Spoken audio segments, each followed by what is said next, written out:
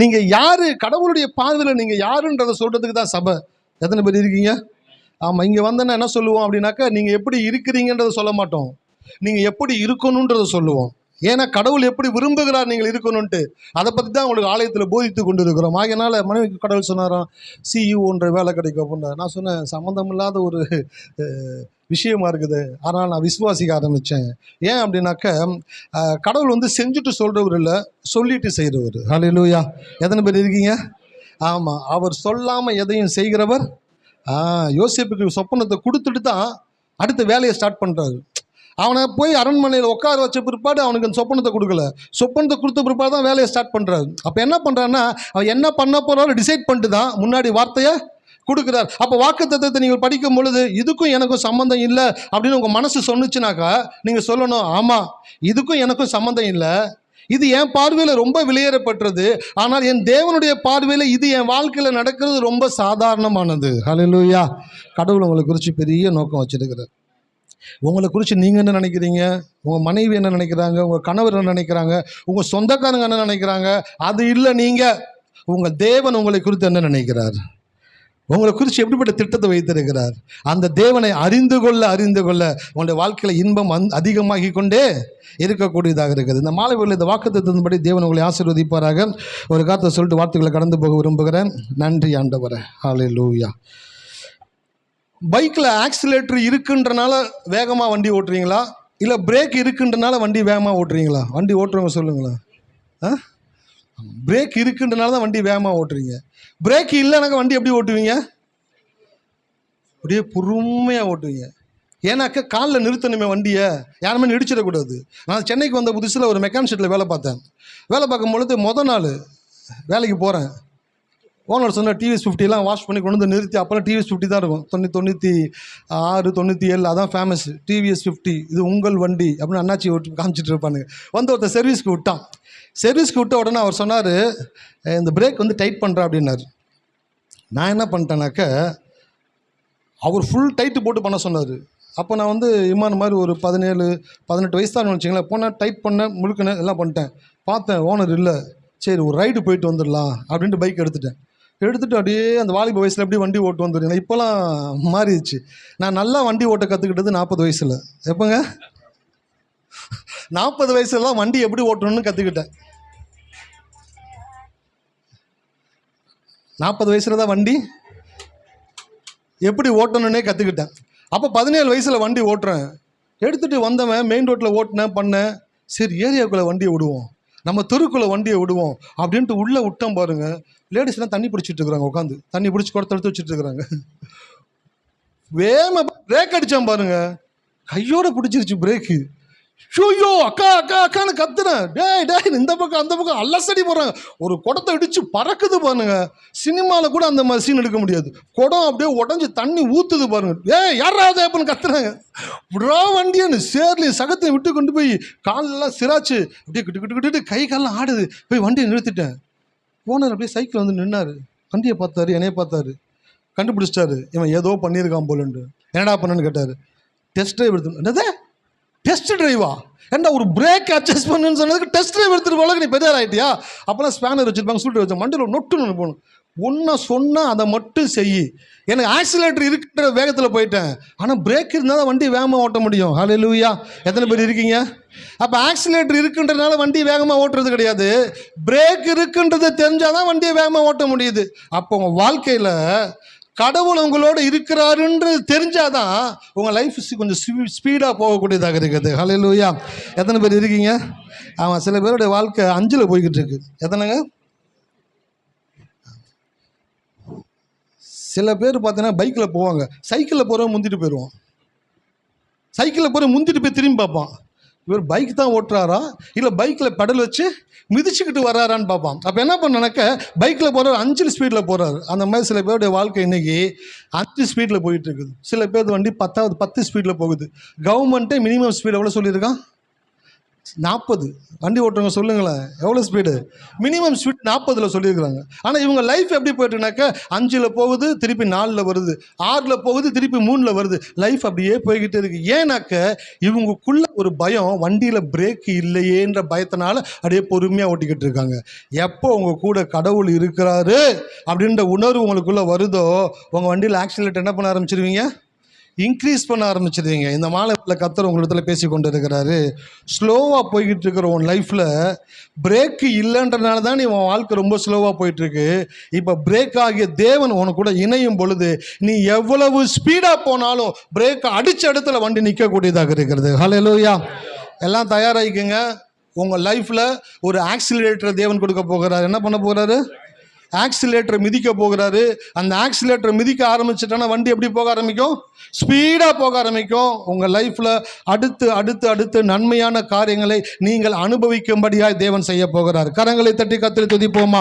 நன்றி நன்றி நன்றி நன்றி நன்றி நன்றி நன்றி நன்றி நன்றி நன்றி ஆண்டவர். இங்கே மாலை வேளையில் இங்கே உட்கார்ந்துருக்கிற ஒவ்வொரு பிள்ளைகளுடைய வாழ்க்கையிலும் வேகம் எடுக்கட்டும் ஆண்டவர். Let them they take the speed of their life. வாழ்க்கையில் வேகம் எடுக்க எனக்கு உதவி செய்யும்படியாய் படிக்கிற பிள்ளைகளுடைய படிப்பில் வேகம் எடுக்கட்டும் ஆண்டவர். வேலை செய்களுடைய வேலையில் வேகம் எடுக்கட்டும். வருமானங்கள் வேகம் எடுக்கட்டும். ஊழியம் வேகம் எடுக்கட்டும். சபை வேகம் எடுக்கட்டும் ஆண்டவரே. ஆண்டவரே, எங்களுடைய சபையில் இருக்கிற ஒவ்வொருவருடைய லைஃப்பிலும் ஒரு ஸ்பீடை நீங்கள் கொடுக்க போகிறதற்காக நன்றி செலுத்துகிறேன். அதை மக்கள் அனுபவிக்க போகிறதற்காக நன்றி ஆண்டவரே. இயேசு நாமத்தில் ஜெபிக்கிறோம் பிதாவே, ஆமென். ஹல்லேலூயா. வாக்குத்தத்தத்தை சொல்லிக்கிட்டே இருங்க, அதிர்வு உண்டு பண்ணிக்கிட்டே இருங்க, ஆக்சிலேட்டர் கொடுத்துக்கிட்டே இருங்க. உங்கள் வண்டி வேகமாக போய்கிட்டே தான் இருக்கும். எதை குறிச்சும் பயப்படாதீங்க. கடவுள் உங்களோடு வந்துக்கிட்டு தான் இருக்கிறார். உங்களோடு ஒரு தேவன் இருக்கிறார். எல்லாரும் சொல்லுங்கள், என்னோடு என்னை அழைத்த தேவன் எப்போதும் இருக்கிறபடியால் நான் எதை குறித்தும் கவலைப்படுவதில்லை. ஆமென். கர்த்தர் நல்லவர். செய்திக்கு நிறைய கடந்து போகலாம். சங்கீதம் 103:5 ஒரு வாசிக்க கேட்போம். நன்மையினால் வாயை திருப்தியாக்குகிறார். கழுகுக்கு சமானமாய் வயது திரும்ப வாழ வயது போல் ஆகிறது. கழுகுக்கு சமானமாய் உன் வயது திரும்ப வாழ வயது போல் ஆகிறது. இந்த கழுகுனுடைய தன்மை குறித்து பேசிக்கிட்டே வருகிறேன். ஃபஸ்ட்டு நான் பிரசங்கிக்க ஆரம்பிக்கும் பொழுதுலாம் ஒரு விதமான பதட்டம் இருந்துக்கிட்டே இருக்கும், பயம் இருந்துக்கிட்டே இருக்கும். இந்த வாரம் எப்படியோ ஒப்பேத்தியாச்சு, அடுத்த வாரம் என்னத்தடா பிரசங்கிக்க போகிறோம். ஒரு நாள் நைட்டு தாண்டிட்டா போதுன்ற மாதிரி, ஐயோ இந்த ஞாயிற்றுக்கிழமை பிரசங்கத்தை முடிச்சாச்சு, அப்படியே ஒரு மாதிரி இருக்கும். அடுத்த வாரம் என்னத்தடா பேச போகிறோமோ, என்னதான் கொடுக்க போகிறோமோன்ற ஒரு பதட்டம், பயம் இருந்துக்கிட்டே இருக்கும். ஆனால் கடவுளோடு கூட நெருங்க நெருங்க நெருங்க இன்னும் 500 வருஷத்திற்கு வேண்டிய செய்திகளை தேவன் நம்மளுடைய இருதயத்தின் ஆழத்தில் விதைத்து கொண்டே இருக்கிறார். ஹல்லேலூயா. எத்தனை பேர் இருக்கீங்க? எத்தனை பேருக்கு 500 வருஷம் வாழணும்னு ஆசை? Super sister. எங்கள் சிஸ்டர் தான் கரெக்டாக கவனிச்சுட்டே இருப்பாங்க. பாருங்கள், எப்பயுமே ஆலயத்தில் பிரசங்கிக்கும் பொழுது யாருடைய கை ஃபஸ்ட்டு வருதோ அவங்க வாழ்க்கையில் என்ன சொல்கிறோமோ அது கட்டாயமாக தேவன் நடக்கும்படி செய்யக்கூடியவராக இருக்கிறாரு. 500 வருஷம் வாழணும் அப்படின்னாக்கா சில பேர் யோசிக்கிறாங்க, பேச்சுக்கு எடுபடுமாயா? 500 வருஷம்லாம் வாழ முடியுமா? பைபிள் எத்தனை வருஷம் உயிர் வாழ்ந்துருக்காங்க? 969 மெத்துசூலா வாழ்ந்துருக்கிறாரு. அப்புறம் 930 அது யாருங்க வாழ்ந்தது? ஆதாம் வாழ்ந்துருக்கிறார். அவங்கெல்லாம் வாழ்ந்துருக்கிறாங்க. அவங்கெல்லாம் வாழ்ந்திருக்கிறபடினால தான் நமக்குள்ளே ஒரு ஆசை வரணும். பைபிளை படிக்கும் பொழுது இவங்க இத்தனை வருஷம் வாழ்ந்துருந்தாங்கனாக்கா என்னாலையும் வாழ முடியும், எனக்கும் தேவன் வாழக்கூடிய வாய்ப்பை கொடுப்பார். ஹல்லேலூயா. அப்போ நான் சொல்கிறேன், இந்த மாலை வேளையில் நீங்கள் எதை விசுவாசிக்கிறீர்களோ அந்த காரியங்கள் உங்களுடைய வாழ்க்கையில் உங்களோடு கூட ஒட்டி கொள்ளக்கூடியதாக இருக்கிறது. இந்த மாலை வேளையில் கழுகை குறித்து நான் பேசிக்கிட்டே வருகிறேன். கழுகு அதிக உயரத்தில் பறக்கக்கூடியது. இரண்டாவது, கழுகுக்கு கூர்மையான பார்க்கும் திறனை தேவன் கொடுத்துருக்கிறார். என்னதுங்க? இந்த ஷார்ப் விஷனை கழுகுக்கு தேவன் கொடுத்துருக்கிறாராம். ஏன் கழுகுக்கு தேவன் அது கொடுத்துருக்கிறார் அப்படின்னாக்க, கழுகு தன்னுடைய இரையை பார்த்த உடனேயே அது பறக்க துவங்கும் பொழுதே அதனுடைய உடலிலே நல்ல சுரபிகள் சுரக்க ஆரம்பிக்குதான். அந்த சுரபிகள் உள்ளுக்குள்ளே தான் இருக்குது. ஹலோ, எத்தனை பேர் இருக்கீங்க? ஆமாம், கழுகுக்குள்ள நல்ல சுரபிகளை தேவன் வைத்திருக்கிறாரு. இரையை பார்த்த உடனேயே அது வேகம் எடுக்கும் பொழுது அதற்குள்ள வேகம், தைரியம், பயம் இல்லாத காரியங்கள், தன் இரை எவ்வளவு வெயிட்டாக இருந்தாலும் அது தூக்கி கொண்டு போகக்கூடிய ஆற்றல், அதனுடைய சரீரத்தில் சுரக்கக்கூடிய சுரபிகள் வேலை செய்யும்படியா தேவன் செட் பண்ணியிருக்கிறபடினாலே, அது வேலை பார்க்கிறபடினாலே அந்த கழுகு ஒரு மானை இருந்தால் கூட குத்தி தூக்கிடுது, ஆட்டை இருந்தால் கூட குத்தி தூக்கிடுது. அப்போ அதுக்குள்ள அப்படிப்பட்ட சுரபிகள் சுரக்கக்கூடியதாக இருக்கிறது. சார், கழுகுக்குள்ள மட்டும்தான் தேவன் அப்படி வைத்தாரா?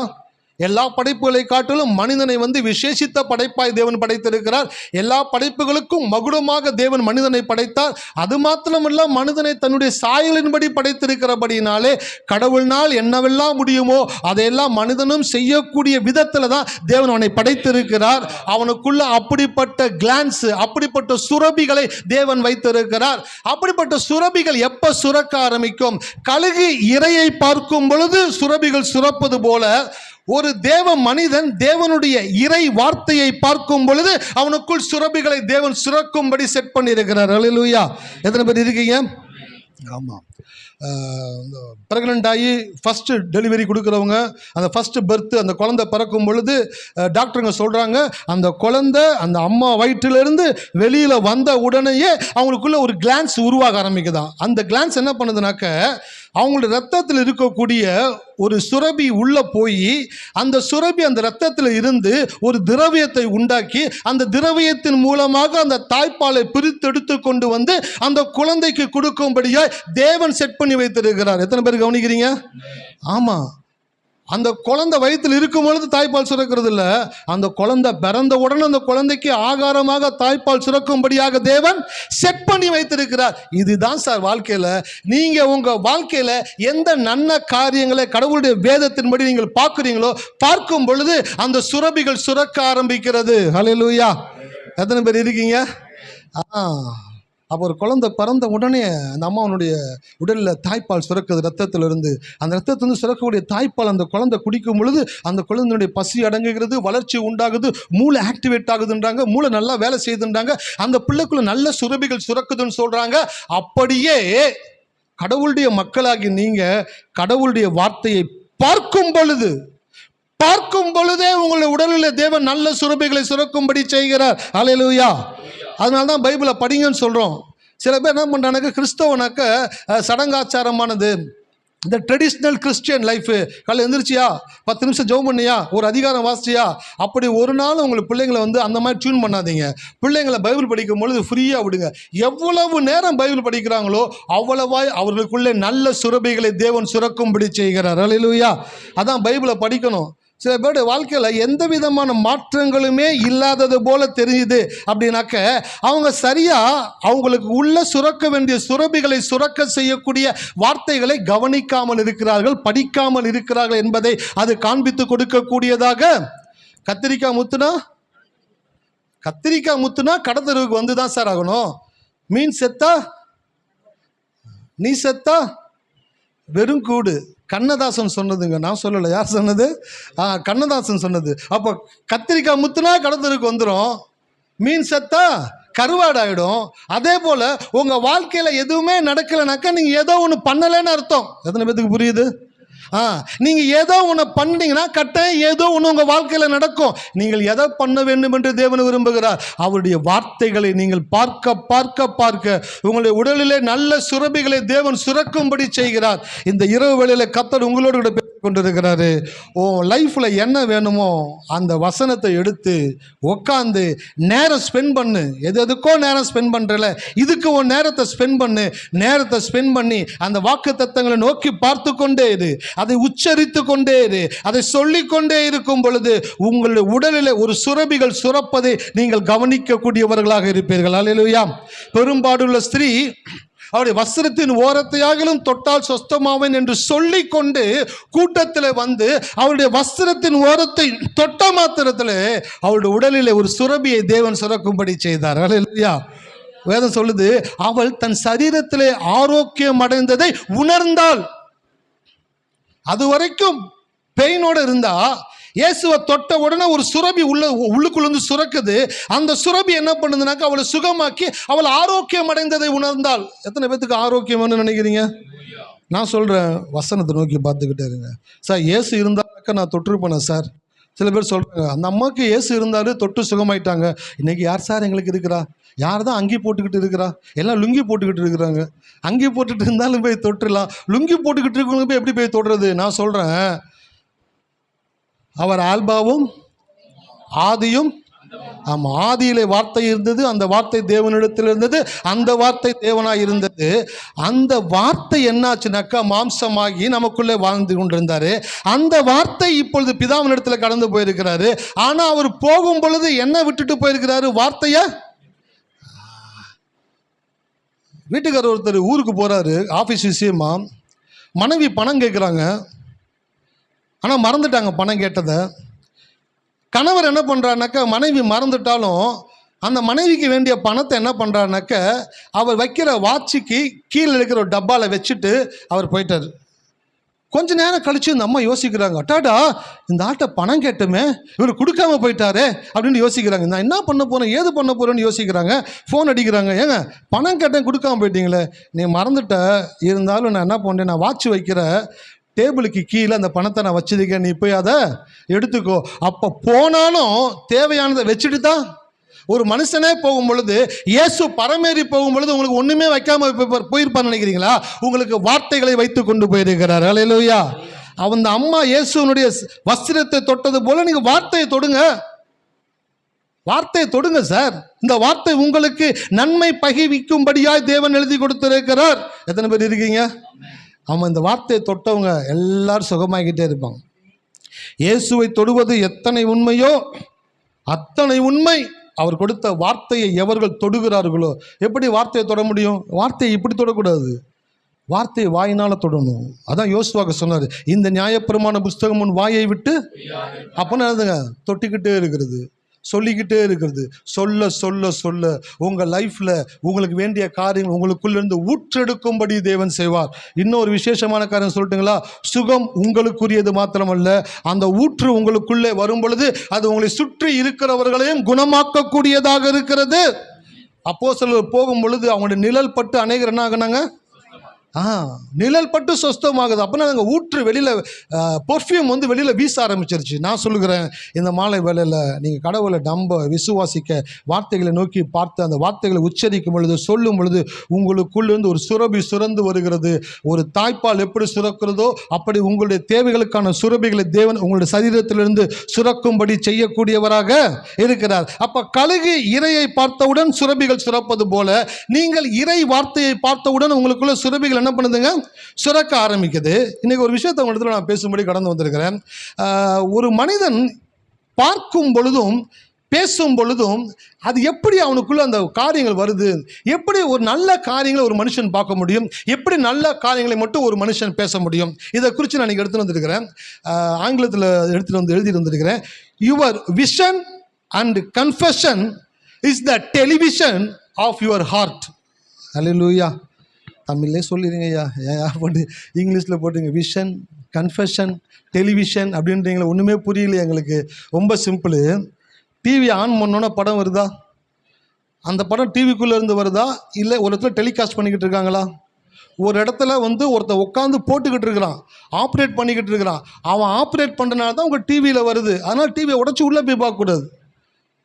ஒரு நாய் உட்காந்து டிவி பார்த்துக்கிட்டு இருக்கு, கார் ஒன்று வேகமாக வருது பாருங்க. இந்த நாய் என்ன நினச்சிச்சுனாக்கா நம்மளை தான் இடிக்கிற மாதிரி வருது போலன்ட்டு டப்புன்னு டிவியை தட்டிடுச்சு. டிவியை தட்டணுன்னு என்ன ஆச்சுனாக்கா டிவி கிராக் ஆயிடுச்சு. அந்த நாய்க்கு தெரியாது டிவிக்குள்ளேருந்து வரல, இன்னொரு இடத்துல இது டெலிகாஸ்ட் ஆகிக்கிட்டு இருக்குது. அதனுடைய பிரதிபலிப்பாக தான் இந்த டிவியில் நம்ம பார்த்துக்கிட்டு இருக்கிறோம். ஹல்லேலூயா. எத்தனை பேருக்கு புரியுது? அப்படி தான் உங்கள் இருதயத்தில் என்ன டெலிகாஸ்ட் ஆகிக்கிட்டு இருக்குதோ அதுதான் உங்களுடைய கண்ணில் பார்ப்பீங்க, அதை தான் உங்கள் வாயில் பேசுவீங்க. சில பேர்னால நல்ல விஷயங்களை பார்க்கவும் முடியல, நல்ல விஷயங்களை பேசவும் முடியல. ஏன் அப்படின்னாக்க அவங்களுடைய இருதயம் டெலிகாஸ்ட் பண்ணக்கூடிய இடத்துல சிக்னல் இல்லை. தப்பான காரியங்களை பார்த்துக்கிட்டு இருக்காங்க, தப்பான காரியங்களை சிந்திச்சுக்கிட்டு இருக்கிறாங்க. அதான் வேதம் சொல்லுது, இருதயத்தின் நிறைவினால். அப்போ டெலிகாஸ்ட் எங்கே இருந்தாகுது? இருதயத்தில் நீங்கள் எவ்வளவாய் நிரப்பி கொண்டு இருக்கிறீர்களோ அதுலேருந்து தான் உங்களுடைய பார்வை சரியான பார்வையாக இருக்குது, உங்களுடைய வார்த்தை சரியான வார்த்தையாய் மாறக்கூடியதாக இருக்கிறது. இன்னைக்கு காரியத்தை எடுத்து வந்திருக்கிறேன், உள்ளே கடந்து போகலாம். விசுவாசம் பிரச்சனைகளை அலட்சியமாய் பார்க்கும், பயம் பிரச்சனைகளை சீரியஸாக பார்க்கும். என்னதுங்க? விசுவாசம் பிரச்சனைகளை அலட்சியமாக பார்க்கும். போ, இயேசுக்கு படகுல போயிட்டு இருக்கிறாரு, காற்றும் கடலும் பெரிய ஒரு சுனாமி வந்தது போல் ஒரு இம்பேக்ட் கிரியேட் பண்ணுறாங்க, சவுண்ட்லாம் கிரியேட் பண்ணி சீசர்கள்லாம் லபதுபான்னு கத்துறானுங்க. நீச்சல் தெரிஞ்சவனுங்க கத்துறானுங்க. என்ன பண்ண போகிறோம் தெரியும், ஏது பண்ண போகிறது தெரியுன்னு. தலைவர் பார்த்தா தூங்கிட்டு இருக்கிறார் பின்னாடி. அதுவும் என்ன, தலையணையை வைத்து தூங்கிட்டு இருக்காங்க. எடுத்துகிட்டு போயிருக்கானுங்க போல் இயேசுக்காகவே. சில பேர் எங்கேயாச்சும் போகும்போது எடுத்துகிட்டு போவாங்க, அக்கில் வச்சு எடுத்துகிட்டு போவாங்க தேவையான பொருட்கள்லாம். இந்த குழந்தை பிறந்தவங்க பார்த்தீங்கன்னாக்கா ஒரு பேக்கை மாட்டிக்கிட்டு அதுக்கு அழுக்கு துணி, அந்த துணி, டயாப்பர், தண்ணி, பால் எல்லாம் எடுத்துகிட்டு போகிறது போல் இயேசு கூட போகிறவனுங்க தலைவன் எடுத்துகிட்டு போயிருக்காங்க. அப்பா இயேசு சொல்ல, எப்பா எங்கேப்பா தலைவனி, ஐயா போடுப்பா, அப்படியே படுக்கிட்டார், ரிலாக்ஸாக தூங்கிட்டு இருக்காரு. நீங்கள் லபதுபான்னு கத்திக்கிட்டே இருக்கிறானுங்க. கத்திக்கிட்டே இருக்கும் பொழுது இயேசு எழுந்து அலட்சியமாக பேசுகிறார். என்ன பேசுகிறாங்க? அலட்சியமாக பேசுகிறார். ஏய் காற்று இறையாத, கடலை அமைதியாயிரு, மியூட்டு ஆஃபு அப்படின்ட்டு போய் திருப்பி உட்காந்துட்டாரு. இவங்க பார்க்குறானுங்க, யாரா இவர், என்ன சாமிடா அவர், அசால்ட்டை எந்திரிச்சு அலட்சியமாக பேசுகிறாரு. அவர் பேசணும்னு எல்லாம் அடங்க ஆரம்பிச்சிருச்சு. சார், விசுவாசம் பிரச்சனைகளை அலட்சியமாக பார்க்கும், பயம் பிரச்சனைகளை சீரியஸாக பார்க்கும். நீங்கள் உங்கள் வாழ்க்கையில் வரக்கூடிய பிரச்சனைகளை எப்படி பார்க்குறீங்க? நீங்கள் என்ன பார்க்குறீங்களோ அப்படி தான் உங்கள் வாழ்க்கை இருக்க போகுது. ஹல்லேலூயா. நீங்கள் சீரியஸாக ஒரு விஷயத்தை பார்த்தீங்கன்னா கட்டாயம் அது சீரியஸாகவே இருக்கும் லைஃப்பில். பிரச்சனைகளை அலட்சியமாக பார்க்கக்கூடியவர்களாய் மாறுங்கள். அதுதான் ஆலயத்துக்கு வருகிறீங்க. கோயிலுக்கு வந்தோம், செய்தி கேட்டோம், பைபிள் படித்தோம், உபவாசித்தோம், சின்ன பிரச்சனைகளை கூட சீரியஸாக நீங்கள் பார்த்துக்கிட்டு இருந்தீங்கன்னாக்க உங்களுக்குள்ள பயம் இருக்குது என்று அர்த்தம். ஹல்லேலூயா. அகத்தின் அழகு உள்ளுக்குள்ளே என்ன இருக்குன்றத முகரக்கட்ட, உள்ளுக்குள்ளே என்ன இருக்குன்றத முகரக்கட்ட காமிச்சு கொடுத்துருன்றாங்களே, அதே போல தான் நீங்கள் என்ன மனநிலையில் இருக்கிறீங்க அப்படின்றத உங்கள் ஃபேஸ் காட்டக்கூடியதாக இருக்கிறது. அப்போது நீங்கள் சீரியஸாக இருக்கிறீங்க அப்படின்னாக்கா பயந்துக்கிட்டு இருக்கீங்கன்னு அர்த்தம். டெஸ்ட்டுக்கு போகிறீங்க, பிளட் டெஸ்ட்டு எல்லா டெஸ்ட்டும் எடுத்துட்டான், ரிசல்ட் வருது, ரிசல்ட் எடுத்துகிட்டு வர்றாங்க, ஒவ்வொருத்தங்க பேரையாக சொல்லி கூப்பிட்டு சொல்கிறாங்க. சொல்லும் பொழுது நீங்கள் அலட்சியமாக உட்காந்துருக்கீங்க, கால் மேலே கால் போட்டு ரிலாக்ஸாக உட்காந்துருக்கீங்க. பக்கத்தில் இருக்கிற பக்கியெல்லாம் அப்படியே கை கால் ஆடிக்கிட்டு இருக்குது, என்ன சொல்லுவாங்களோ, எது சொல்லுவாங்களோ, என்ன பிரச்சனை இருக்குமோ அப்படின்னு சொல்லிட்டு. அப்போ அந்த ரெண்டு பேருடைய பாடி ஸ்ட்ரக்சரை வச்சே சொல்லிடலாம், இவங்க ஆரோக்கியமாக இருக்காங்களா, இவங்க வந்துட்டு வியாதியில் இருக்கிறாங்களா, இவங்க விசுவாசத்தில் இருக்காங்களா, இவங்க பயத்தில் இருக்கிறாங்களா. ஏன்? அகத்தின் அழகு முகத்தில் தெரியக்கூடியதாக இருக்கிறது. அப்போ நான் சொல்கிறேன், உங்கள் லைஃப்பில் என்னைக்கு பிரச்சனையை அலட்சியமாக பார்க்குறீங்களோ அப்போ தான் நீங்கள் விசுவாசத்தில் இருக்கீங்கன்னு அர்த்தம். ஹல்லேலூயா. சார், உங்களுடைய தேவைகள் எவ்வளவு பெரிதாக இருந்தாலும் பரவாயில்லை, உங்கள் தேவைகளை காட்டிலும் பெரிய தேவன் உங்களோடு கூட இருக்கிறார் என்பதை மறந்து விடாதீர்கள். அதான் சொன்னேன், வாழ்க்கை நீங்கள் நினச்சபடி போகாமல் இருக்கலாம், ஆனால் உங்கள் தேவன் நினச்சபடி ஒரு நாளும் போகாமல் இருக்கவே. இஸ்ரவேல் மக்கள் செங்கடல் கிட்ட வந்து நின்றுட்டாங்க. தப்பிச்சு துண்டக்கானான் துணியக்கானான்னு ஓடி எகிப்திலேருந்து வெளியில் வந்துட்டாக்க இங்கே செங்கடல் கிட்ட வந்து சிக்கிட்டோமப்பா, இந்த செங்கடல் கிட்ட வந்து நம்ம என்ன பண்ண போகிறோம்னு தெரியலையே அப்படின்னு யோசிச்சு தவிச்சுக்கிட்டு இருக்கிறாங்க. அவன் நினச்சபடி வாழ்க்கை போகலை, கடல்கிட்ட வந்து நிற்கிறாங்க. ஜனங்க அப்படியே பேச ஆரம்பிக்கிறாங்க, எகிப்தில் பிரேத குழியிலன்னு எங்களை இங்கே கொண்டு வந்தீங்களா, மண்ணை தோண்டி ஆளை புதைக்கிறதுக்கு டைம் ஆகும் அப்படின்றதுக்காக கடலில் போட்டு க்ளோஸ் பண்ணலான்னு பண்ணிட்டீங்களா அப்படின்ட்டு மோசை சொக்காய் பிடிச்சி அப்படியே ஏற்றுறாங்க. நடுங்குறான், என்னடா இது, நம்ம நினச்சபடி போகலையே. கடவுள் சொல்கிறார், ராஜா நீ நினச்சபடி உன் வாழ்க்கை போகலன்னு கவலைப்படாத, நான் நினச்சபடி உன் வாழ்க்கை கட்டாயமாக போகும். ஹல்லேலூயா. என்ன பண்ண போகிறீங்க சார்? கடல் இருக்குது சார், பிரிச்சுருவோம். என்னதுங்க? பிரிச்சுருவோம். வீட்டில் பசங்க வந்து டவுசர் போட்டிருப்பாங்க, இப்போல்லாம் பேண்ட்டு போடுறாங்க, அப்போல்லாம் டவுசர் போடுவாங்க. வளர வளர புது டவுசர் எடுக்க மாட்டாங்க, ஒரு டவுசரை எடுத்து பெருசாக தச்சு உள்ளுக்குள்ளே மடித்து ஸ்டிச்சிங் பண்ணிடுவான். வளர வளர பிரித்து பிரித்து கீழே இறக்கிக்கிட்டே இருப்பாங்க. எத்தனை பேருக்கு அனுபவம் இருக்குது? லேடிஸை பார்க்கல, ஜென்ஸை பார்த்து கேட்குறேன். இருக்குங்களா? பெரிய டவுசரை வாங்கி தச்சிருவாங்க, பல பல தொலைன்னு இருக்கும். அப்படியே என்ன கேட்டாக்க வளர பையன்டா. வளர பையனா எவ்வளோ பெரிய டவுசரை போட்டு சுற்றுறது, பெரிய ஆள் போடுற மாதிரியா போட்டு சுற்றுறது? இல்லைப்பா, வளர வளர எடுக்க முடியாது. துணி நல்லா ரஃப்பாக எடுப்பாங்க பாருங்க, அந்த துணி எங்கே தான் கிடைக்குன்னு தெரியல. இன்றைக்கி லைக்ரான ஒரு பேண்ட் எடுக்கிறாங்க, போடும் போதே கிஞ்சிருது. அன்னைக்கெல்லாம் ஒரு பேண்ட் இருக்கும், சாக்கு துணி மாதிரி இருக்கும், 25 வருஷம் ஆனாலும் அப்படியே இருக்கும், கிளியவே கிளியாது. அப்படிப்பட்ட துணியில் எடுத்து தச்சு உள்ள மடிச்சு கொடுத்துருவாங்க. பெருசாக பெருசாக பிரித்து விட்டுக்கிட்டே இருப்பாங்க. கடவுள் சொல்கிறார், என்னடா அந்த கடல் ஆண்டவரை பிரிச்சுருவோம் சார். என்ன சார் டவுசரை பிரிக்கிற மாதிரி சொல்கிறீங்க? நீ உனக்கு டவுசரை தான் பிரிக்க முடியும், எனக்கு கடலை பிரிக்க முடியும். ஹல்லேலூயா. நீ நினச்சபடி வாழ்க்கை போகலன்னு கவலைப்படாதடா, நான் நினச்சபடி உன் வாழ்க்கை கட்டாயமாக போகும். ஹல்லேலூயா.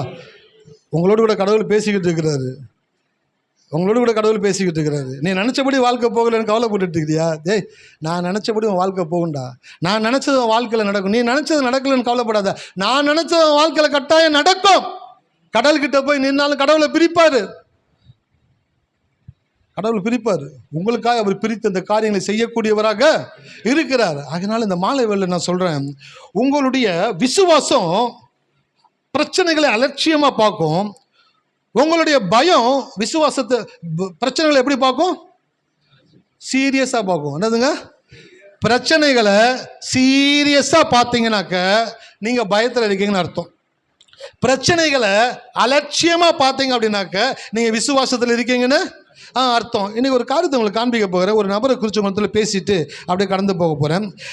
தேவ வார்த்தையினால் நிறைந்த இருதயம் பிரச்சனைகளை அலட்சியமாய் பார்க்கும், தேவையில்லாத வார்த்தையினால் நிறைந்த இருதயம் பிரச்சனைகளை சீரியஸாக பார்க்கும். எத்தனை பேர் கவனிக்கிறீங்க? தேவ வார்த்தையினால் உங்கள் இருதயம் நிறைஞ்சிருந்தா பிரச்சனைகளை அலட்சியமாக பார்ப்பீங்க. தேவையில்லாத வார்த்தையினால் உங்கள் இருதயம் நிறைஞ்சிருந்தா பிரச்சனைகளை சீரியஸாக பார்ப்பீங்க. ஒரு கிறிஸ்தவன் லைஃப்பில் ஒரு நாளும் சீரியஸாக இருக்கவே கூடாது. ஹல்லேலூயா. எல்லாரும் சொல்லுங்கள், என் லைஃப்பில் நான் சீரியஸாக இருக்க போகிறதில்ல, நான் அலட்சியமாக இருக்க போகிறேன். ஏன்னா என்னை அழைத்த தேவன் என்னோடு கூட வருகிறார்.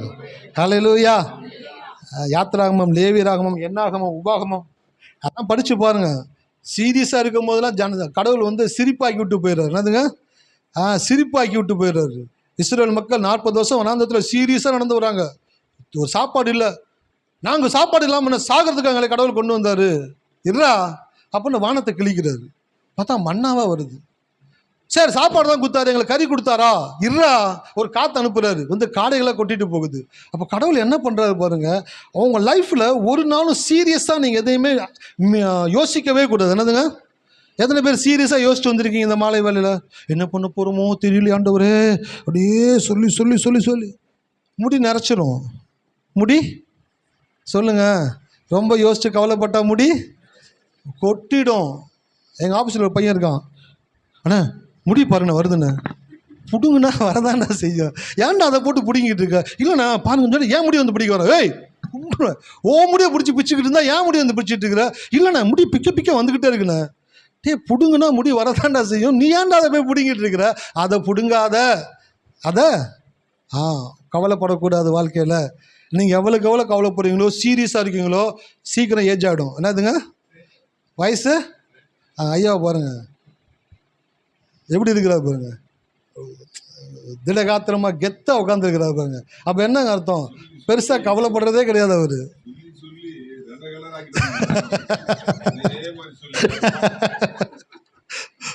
அப்போ ஐயா எப்படி இருக்கிறாருனாக்கா இன்னும் 10 வருஷம் கழிச்சு பார்த்தீங்கன்னாலும் இதோட இளமையாக தான் இருப்பார். ஹல்லேலூயா. எத்தனை பேர் இருக்கீங்க? அவன் கட்டாயம் பார்ப்பீங்க, 10 வருஷம் கழிச்சு பார்ப்பீங்க, கை கொடுப்பீங்க. ஐயா அப்போ இருந்தது போலவே இப்போயும் இருக்கிறீங்க. நான் ஒரு கடவுளை கும்பிட்றேன், அவர் நேற்றும் இன்றும் என்றும். அப்போனா என்ன அர்த்தம்? நான் அவரை எவ்வளவா நம்புறனோ அவ்வளவா அவரை போலவே நானும் இருந்துக்கிட்டே இருக்கிறேன். ஏசு நேற்றும் இன்றும் என்றும் எப்படி இருக்கிறாரு? அப்போனாக்கா சேம் ஏஜில் அப்படியே இருக்கிறாராம். அப்போ நான் சொல்கிறேன், நீங்கள் கடவுளுடைய வார்த்தையை நம்பினீங்கன்னா கடவுள் உங்களை ஃப்ரீஸ் பண்ணிடுவார். எத்தனை பேர் பிக் பாஸ் பார்க்குறீங்க? கை தூக்காதீங்க, பார்த்துருவாங்க யாராச்சும். ஃப்ரீஸ் அப்படின்னு சொன்னால் என்ன பண்ணுவாங்க? அப்படியே நின்றுவாங்க. அவங்க ரிலீஸ்ன்னு சொல்கிற வரைக்கும் அப்படின்னு நின்றுக்கிட்டே இருக்கணும். அதே போல் கடவுள் சொல்கிறாரு, நீ என் வசனத்தை நம்பி என் வாக்குத்தத்தத்தை விசுவாசிக்கும் பொழுது கடவுள் ஃப்ரீஸ் அப்படின்னுவார். கடவுள் ஃப்ரீஸ் அப்படின்னு சொல்லிட்டானாக்கா உங்கள் ஏஜ் அப்படியே லாக் பண்ணிடுவார். நீங்கள் 35 இருக்கீங்களா, 15 வருஷம் கழித்து உங்களை பார்த்தாலும் அந்த 35 வயசில் நீங்கள் எப்படி இருந்தீங்களோ அப்படியே உங்களை தேவன் இருக்க செய்யக்கூடியவராக இருக்கிறார். அல்லேலூயா. ஆமாம், 40 வயசில் மோசையை பார்த்தவங்க, 80 வயசில் மோசையை பார்த்தவங்க, 120 வயசில் மோசையை பார்த்தவங்க எல்லாம் ஆச்சரியப்பட்டு போச்சுங்க. வயசான ஆளுங்களாம் வந்து மோசைக்கிட்ட, ஏப்பா என்னதான் நீ சாப்பிட்ற, மார்க்கண்டேய மாதிரி இருக்கிறேப்பா. 40 வயசில் நீ இப்போ எகிப்துலேருந்து போகும்போது பார்த்தோம், 80 வயசில் நீ எகிப்துக்குள்ளே வரும்போதும் பார்த்தோம், இப்போ எங்களை இஸ்ரவேல் கானான் தேசத்தில் கொண்டு போகும்பொழுது நாங்கள் உன்னை பார்க்குறோம், அப்படியே இருக்கிறையப்பா. என்ன ரகசியம் தெரியுங்களா? மோசே தேவனோடு கூட பேசுகிற மனிதனாக இருந்தான். ஹல்லேலூயா. நான் சொல்லட்டுங்களா, நீங்கள் கடவுளோட பேச பேச உங்கள் லைஃப்பை தேவன் ஃப்ரீஸ் பண்ணிடுவார். ஹல்லேலூயா. கடவுளுடைய பிரசனத்தில் போய் உட்கார உங்களுடைய ஆயுசு நாட்களை கர்த்தர் என்ன பண்ணுவானாக்கா வர்த்திக்க செய்து கொண்டே இருப்பார், ரெட்டிப்பாக்கி கொண்டே இருப்பார். உங்களுடைய இளமை மறுபடியும் மறுபடியும் மறுபடியும் மறுபடியும் மரத்தில் இருக்கிற இலைகளை உதிர்த்து இலைகள் மறுபடியும் பச்சையாய் பூக்கிறது போல உங்களுடைய இளமையை தேவன் எப்போதும் தக்க வைக்கக்கூடியவராக இருக்கிறார். ஹல்லேலூயா. அதுதான் தேவ பிரசனத்துக்கு வரணும்னு சொல்கிறது. சிஸ்டர் நீங்கள் ஒர்ஷிப் பண்ணாங்க, ஃபஸ்ட்டு பார்ட் அவர் பண்ணார், செகண்ட் பார்ட் சிஸ்டர் பண்ணாங்க, ஒண்டர்ஃபுல்லாக. எத்தனை பேர் என்ஜாய் பண்ணீங்க? நான் என்ஜாய் பண்ணேன். ரொம்ப உள்ளே போனேன், உள்ள ப்ரெசன்ஸுக்குள்ளே கடந்து போனேன். உள்ள ப்ரெசன்ஸுக்குள்ளே போக போக போக எனக்கே தெரியுது என்னுடைய சரீரத்தில் ஒரு மாற்றங்களை தேவன் உண்டாக்கக்கூடியவராக இருக்கிறார். ஹல்லேலூயா. ப்ரெசன்ஸ்குள்ளே இருக்க இருக்க உங்களுக்கு வயசு ஆகாது சார். மச்சானை பார்க்கும்போதெல்லாம் எனக்குள்ளே என்ன ஆகுனாக்கா யோசிப்பேன், மச்சான் எப்போ பார்த்தேனோ அப்போலேருந்து அதே போல் இருக்கிறாரு. அவருக்கு ஒரு பிளெஸ்ஸிங்கை கடவுள் கொடுத்துருக்கிறாரு. ஹல்லேலூயா. என்னதுங்க? ஒரு பிளெஸ்ஸிங்கை கொடுத்துருக்கிறாரு. அதே ஹைட்டு, அதே கலரு, அதே வெயிட்டு, அதே டோனு, அதே ஹேர் ஸ்டைலு எல்லாம் அப்படியே இருக்கிறாரு. என்ன அவர் யோசிச்சு பார்த்துருக்க மாட்டார். சில வாழ்க்கையில் சில விஷயங்கள் பாருங்களேன், நம்ம யோசிக்க மாட்டோம், நம்மளை குறித்து மற்றவங்க யோசிச்சுக்கிட்டு இருப்பாங்க. அப்போ தான் நமக்கே தெரியும், ஐயோ இப்படிலாம் கூட நம்ம லைஃப்பில் நடந்துக்கிட்டு இருக்குதா. அதான் கோயில் வந்து உட்காரணும். ஹல்லேலூயா. கோயிலில் இருந்து உட்காந்திங்கன்னா தான் கடவுள் உங்களை குறித்து மற்றவங்க என்ன நினைக்கிறாங்கன்றதை உங்களுக்கு காட்டுவார். நீங்கள் என்ன நினைக்கிறேன்றீங்க யோசிச்சுன்னு வச்சுங்களேன், என்னத்த வயசாயிடுச்சு, ஒரு மாதிரி ஆகிட்டோம், ஒரு மாதிரி டல் ஆகிட்டோம். ஆனால் இன்னொருத்தவங்களுக்கு நீங்கள் எப்படி தெரியுன்றது முக்கியம். ஹல்லேலூயா. எத்தனை பேர் இருக்கீங்க? நீங்கள் கண்ணாடியில் பார்க்கும்போது உங்களுக்கு வேறு விதமாக தெரியும், மற்றவங்க உங்களை பார்க்கும் பொழுது வேறு விதமாக மற்றவங்களுக்கு தெரியும். அதுதான் நீங்கள் எவ்வளவாய் கடவுளுக்குள்ள இருக்கீங்கன்றதை காட்டக்கூடியதாக இருக்கிறது. அப்போ கடவுளுடைய ப்ரெசன்ஸில் இருக்க இருக்க இருக்க நீங்கள் என்ன ஆகிட்டே இருப்பீங்க? எங்கே ஆகிக்கிட்டே இருப்பீங்க. 40 வயசில், 80 வயசில், 120 வயசில் மோசையை பார்த்த பெருசுங்க எல்லாமே சொன்னிச்சுங்க, ராஜா நீங்கள் என்னதாண்டா சாப்பிட்ற, அப்படியே இருக்கிறையே. அவன் சொன்னான், நீங்கள் பிரசனத்துக்கு வெளியில் இருக்கிறீங்க, வயசாகிக்கிட்டே இருக்கீங்க, நான் பிரசனத்துக்கு உள்ளே இருக்கிறேன், என் வயசு எப்பயும் இளமையாக இருந்துக்கிட்டே இருக்குது. ஹல்லேலூயா. தக்காளியை வாங்கி எங்கே வைக்கணும்? ஃப்ரிட்ஜுக்கு வெளியில் வச்சுட்டிங்கன்னா கூடையில் என்ன ஆகும்?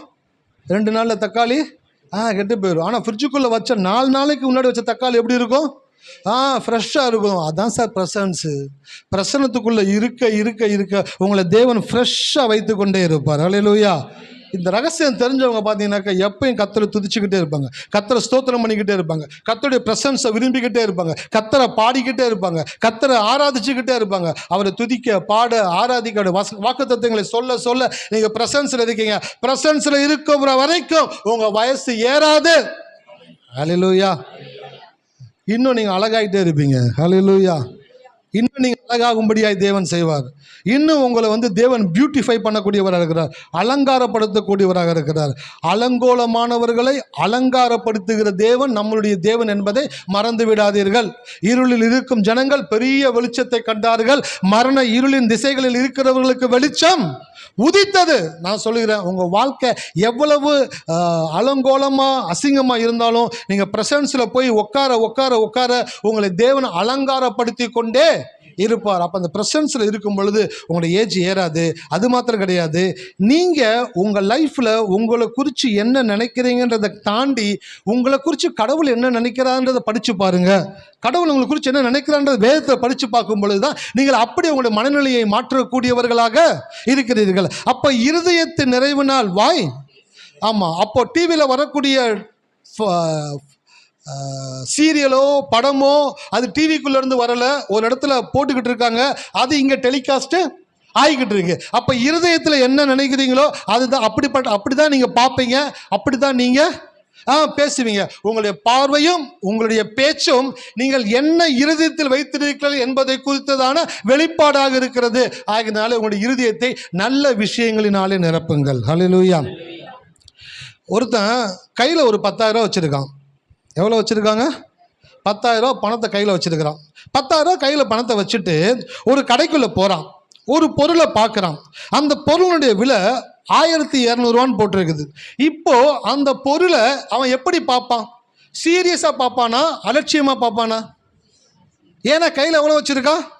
10,000 கேஷாக வச்சுருக்கான். ஹார்ட் கேஷ் கையில் வச்சுருக்கிறான். இப்போ அந்த 1200 பொருளை வாங்கி பார்த்த உடனே கடைக்காரன் வந்து சொல்லுவான், சார் இது 1200 சார், இருக்கட்டும். ஏய் கப்பலாக வாங்கி வாடகைக்கு விட்டுக்கிட்டு இருக்கிறோம். அப்படியே பார்ப்பான். கப்பலாக வாங்கி வாடகைக்கு விட்டுக்கிட்டு இருக்கீங்களா? அவங்ககிட்ட 10,000 உள்ளே இருக்குல்ல, பொறுமையாக பேசுறது. எவ்வளோ பார்த்து ரேட்டு? இவ்வளோ சீப்பெல்லாம் வேணாம்பா, கொஞ்சம் எக்ஸ்பென்சிவாக காட்டுப்பா. ஏன் 10,000 உள்ளே இருக்குன்ற பொழுது 1200 பொருள் எப்படி பார்க்குறீங்க? அலட்சியமாக பார்க்குறீங்க. சரி, கையில் 1000 வச்சுருக்கீங்க. ஒரு கடைக்குள்ளே போகிறீங்க, உங்களுக்கு ஒரு பொருள் பிடிச்சிருச்சு. அங்கே நீங்கள் மைண்டில் ஃபிக்ஸ் பண்ணுறீங்க, இந்த பொருள் வந்து ஒரு 800 இருக்கும், நம்ம வாங்கிலான்ட்டு உள்ளே போகிறீங்க. அவன் அப்படியே உங்களை காட்டுறான், நீங்கள் பார்க்குறீங்க, இம்ப்ரெஸ் ஆகிறீங்க, சூப்பராக இருக்குது. அவன் கேட்குறான், எவ்வளோங்க இந்த பொருள்னு கேட்குறீங்க. அவன் சொல்கிறான், ஜஸ்ட் 6500 சார் அப்படின்ட்டு. இப்போ எப்படி பார்ப்பீங்க? சீரியஸாக பார்ப்பீங்க. என்ன இதை போய் 6500 சொல்கிறீங்க? சார் இது இங்கேருந்து வரல சார், இம்போர்ட் பண்ணி வச்சுருக்கோம் சார், இதில் நிறைய ஃபீச்சர்ஸ் இருக்குது சார், நீங்கள் டூப்ளிகேட் கூட வெளியில் வாங்கலாம் 800 ஆனால் இது 6500 சொன்னோன்னு சீரியஸ் ஆகிடுறீங்க. இப்போ உங்களை அலட்சியமாகவும் சீரியஸாகவும் 2 ஸ்டேட்டில் உங்களை மாற்றினது எது? உங்கள் கையில் இருக்கக்கூடிய பணத்தின் தொகை ஒரு பொருளை உங்களை அலட்சியமாய் பார்க்க செய்கிறது, ஒரு பொருளை சீரியஸாக பார்க்க செய்யக்கூடியதாக இருக்கிறது. அப்போ எப்படி பணத்தை கையில் இருக்கும் பொழுது அலட்சியமாகவும் சீரியஸாகவும் பார்க்குறீங்களோ, அப்படியே உங்களுக்குள்ள விசுவாசம் இருக்கும் பொழுது அலட்சியமாக பார்ப்பீங்க, பயம் இருக்கும் பொழுது ஒரு காரியத்தை சீரியஸாக பார்ப்பீங்க. ஹல்லேலூயா. அப்போ இருதயத்தில் எப்படி பேங்க்கில் பணத்தை போட்டு வச்சுக்கிட்டே வருகிறீங்களோ, எத்தனை பேர் சிறுக சேர்க்குறீங்க? கை தூக்குங்களேன். சில பேர் சொல்கிறாங்க, சிறுக சேர்க்கிறதா? வாங்கய்யா, வாங்கின இடத்துல கொடுக்க முடியாமல் சுற்றிக்கிட்டு இருக்கிறாங்க, சிறுக சேர்க்குறீங்களா அப்படின்றீங்களா? நான் சொல்லட்டுங்களா, வாழ்க்கையில் என்ன ஒரு காரியம் இருந்தாலும் ஒரு நாளைக்கு இல்லை ஒரு மாதத்துக்கு ஒரு குறிப்பிட்ட தொகையை எப்படினாலும் எடுத்து நீங்கள் சேமிக்கணுன்ற மனநிலைக்குள்ளே வந்துடுங்க. ஹல்லேலூயா. எத்தனை பேர் இருக்கீங்க? ஆமாம், எனக்கு கடவுள் கற்றுக் கொடுத்தாரு, சேமிக்கிறது ரொம்ப ஈஸிடா அப்படின்னாரு. ஏன் ஆண்டவர்? எப்படி முடியல ஆண்டவர்? நான் 10,000 வாங்குகிறேன், எனக்கு செலவு 12,000 இருக்குது. இப்போ இந்த 10,000 வச்சு 12,000 மீட் பண்ண முடியாது. 10,000 வச்சு 12,000 மீட் பண்ண முடியாதா? மீட் பண்ண முடியாது.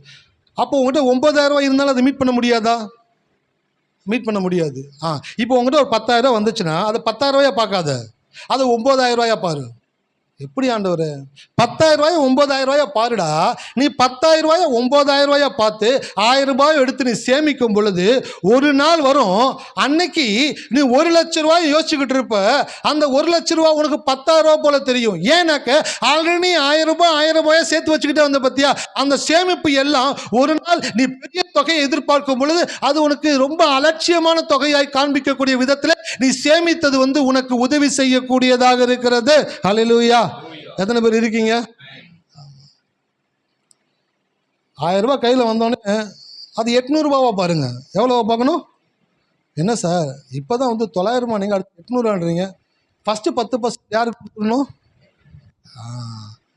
சில பேர் ரொம்ப புத்திசாலியாக இருக்கிறாங்க. ஐயா நீங்கள் சொன்னீங்க இல்லையா, 1,000 ரூபாய் வந்துச்சியா, சோத்திரம் சொல்லிட்டு அது 900 பார்த்தேன்யா. 100 ரூபா என்ன பண்ணீங்க? ஐயா நான் பேங்க்கில் போட்டேயா. கடவுளுடைய காரியங்களுக்கு ஐயா என்னையா இன்னும் எப்படியா கொடுக்க முடியும்?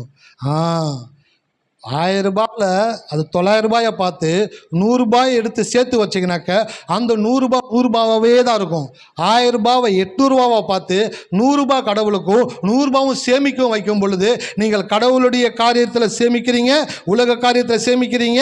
இந்த உலக காரியத்தில் நீங்கள் சேமிக்கிற பணத்தை காட்டிலும் நீங்கள் கடவுளுக்காய் கொடுக்கக்கூடிய பணங்கள் நீங்கள் உலகத்தில் விதைத்த பணங்களை பல மடங்காய் பெருக செய்யக்கூடியதாக இருக்கிறது. ஹல்லேலூயா. எத்தனை பேர் இருக்கீங்க? அப்போ வாழ்க்கையில் கொஞ்சமாச்சும் சேர்க்கறதுக்கான மைண்ட் செட் உங்களுக்குள்ள வரணும். பணங்களை சேர்க்கறது போல உங்களுடைய இருதயத்தில் தேவனுடைய வார்த்தையை சேர்த்துக்கிட்டே இருங்க. கடவுளுடைய வார்த்தை இருதயத்தில் சேர்க்கதான் உங்களுடைய இருதயம் லெகுவான இருதயமாய் மாறும். பயம் உங்களுக்கு ஒரு நாளும் வராது. உங்களை ஒரு 1000 பேர் சேர்ந்து பயமுறுத்தினாலும் நீங்க பயப்படவே மாட்டீங்க. என் இருதயம் திடனாய் இருக்கும். ஏன் எப்படி திடனா இருக்குது? எனக்குள்ள கடவுளுடைய வார்த்தை இருக்கிறது. ஹல்லேலூயா. அப்போ தினந்தோறும் எப்படி லேடிஸுங்க கிச்சனில் அங்கங்கே 5 ரூபா 10 ரூபான்னு போட்டு வைக்கிறாங்களோ அந்த போல் உங்கள் இருதயத்தில் கடவுளுடைய வார்த்தையை போட்டு வைங்க. கர்த்தர் என்னுடைய பரிகாரியாக இருக்கிறார். கர்த்தர் எனக்கு நன்மை செய்வார். கர்த்தர் என் மேய்ப்பராக இருக்கிறார். கர்த்தர் எனக்கு பலனாக இருக்கிறார். கர்த்தர் என் வேலைகளை ஆசீர்வதிப்பார். கர்த்தர் என்னை கீழாக்காமல் மேலாக்குவார். கர்த்தர் என்னை வாளாக்காமல் தலையாக்குவார். சின்ன சின்ன வாக்கு தத்துவங்களை எடுத்து உள்ளுக்குள்ளே சேர்த்து வச்சுக்கிட்டே இருங்க. சேர்க்க சேர்க்க சேர்க்க இருதயத்தின் நிறைவினால் வாய். வீட்டில் கணவர் இருக்கிறாரு, அப்படியே ரொம்ப டிப்ரெஸ் ஆகிருக்கிறாரு. என்ன பண்ணுறதுனே தெரில, எப்படி சமாளிக்க போகிறோன்னே தெரில. ஏன்னா அவர் ஓட்டக்கை செலவு பண்ணிக்கிட்டே இருப்பார். மனைவி சிக்கனமான ஆள், சேர்த்து வைக்கக்கூடியவங்க. சொல்லுவாங்க, கவலைப்படாதீங்க, எவ்வளோங்க வேணும் உங்களுக்கு?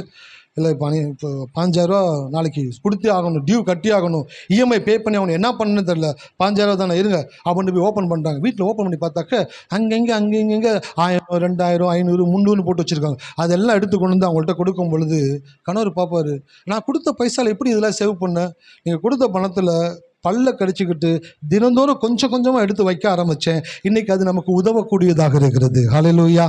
அப்படி தான் வாழ்க்கையில் கடவுளுடைய வாக்கு தத்துவங்களை கொஞ்சம் கொஞ்சமாக இருதயத்தில் சேர்த்து வச்சுக்கிட்டே வரணும். எங்கே சேர்த்து வச்சுக்கிட்டே வரணும்? எங்கள் அப்பா அடிக்கடி சொல்லுவார், எங்கள் சின்னக்கா பெரியக்கா காசு சேர்த்து வைப்பாங்க, நான் வாங்கி சாப்பிட்ருவேன் கொடுத்த காசெல்லாம். எங்கள் அம்மா சொல்லுவாங்க, ஏண்டா அக்கா 2 பேரும் சேர்த்து வைக்கிறாங்களே, நீ சேர்த்து வைக்கிற? எங்கள் அப்பா வருவார், ஏய் அவன் வயிற்றில் சேர்த்து வச்சுக்கிட்டு இருக்கிறான். எங்கங்க அவங்க வாங்கி பணத்தை டப்பாவில் போட்டு சேர்த்து வைக்கிறாங்க. என் பையன் சாப்பிட்டு வயிற்றில் சேர்த்து வச்சுட்டு இருக்கிறான். அவன் ஆரோக்கியமாக இருக்கிறான், நல்ல பொருளை சாப்பிட்றான், நல்லா இருக்கிறான், அவன் வயிற்றில் சேர்த்து வைக்கிறான். அவங்க என்ன பண்ணுறாங்க? டப்பாவில் சேர்த்து வைக்கிறாங்க அப்படின்னு எங்கள் அப்பா சொல்லுவார். அதே போல் நான் சொல்கிறேன், உங்கள் லைஃப்பில் சேர்த்து வைக்க நான் சொல்கிறேன், நீங்கள் சிறப்பாய் வாழக்கூடிய வழிகளை தேவன் உங்களுக்கு உண்டாக்கி தரக்கூடியவராக இருக்கிறார். ஹல்லேலூயா. எத்தனை பேர் இருக்கீங்க? அப்போது எப்படி கொஞ்சம் கொஞ்சமாக சிறுக சேர்க்குறீங்களோ அப்படியே இருதயத்திலையும் கடவுளுடைய வார்த்தையை சிறுக சேர்த்துக்கிட்டே இருங்க. அந்த சேர்க்குற வார்த்தையை சொல்லிக்கிட்டே இருங்க. எத்தனை பேர் இருக்கீங்க? ஆமாம். வீட்டில் உண்டியில் போட்டு வச்சுட்டே இருப்பாங்க. ஒரு நாள் என்ன பண்ணுவாங்க, உண்டியில் ஓப்பன் பண்ணி எவ்வளோ காசு இருக்குன்னு செக் பண்ணுவாங்க. 150 ரூபா. 150 ரூபா. திருப்பி அந்த பணத்தை உள்ளே போட்டுருவாங்க. 2 மாதம் கழிச்சு எடுத்து பார்ப்பாங்க, 450 ரூபா. திருப்பி உள்ளே போட்டு வச்சுருவாங்க. எவ்வளோ தொகை இருக்குட்டு அப்பப்போ செக் பண்ணிக்கிட்டே இருக்கிறது போல் உங்கள் மைண்டில் இருதயத்தில் சேர்க்கிற கடவுளுடைய வார்த்தையை அப்பப்போ சொல்லி பார்த்துக்கிட்டே இருங்க. ஹல்லேலூயா. எத்தனை பேர் இருக்கீங்க? கர்த்தர் எனக்கு பலனாக இருக்கிறார். கர்த்தர் எனக்கு ஆரோக்கியமாக இருக்கிறார்.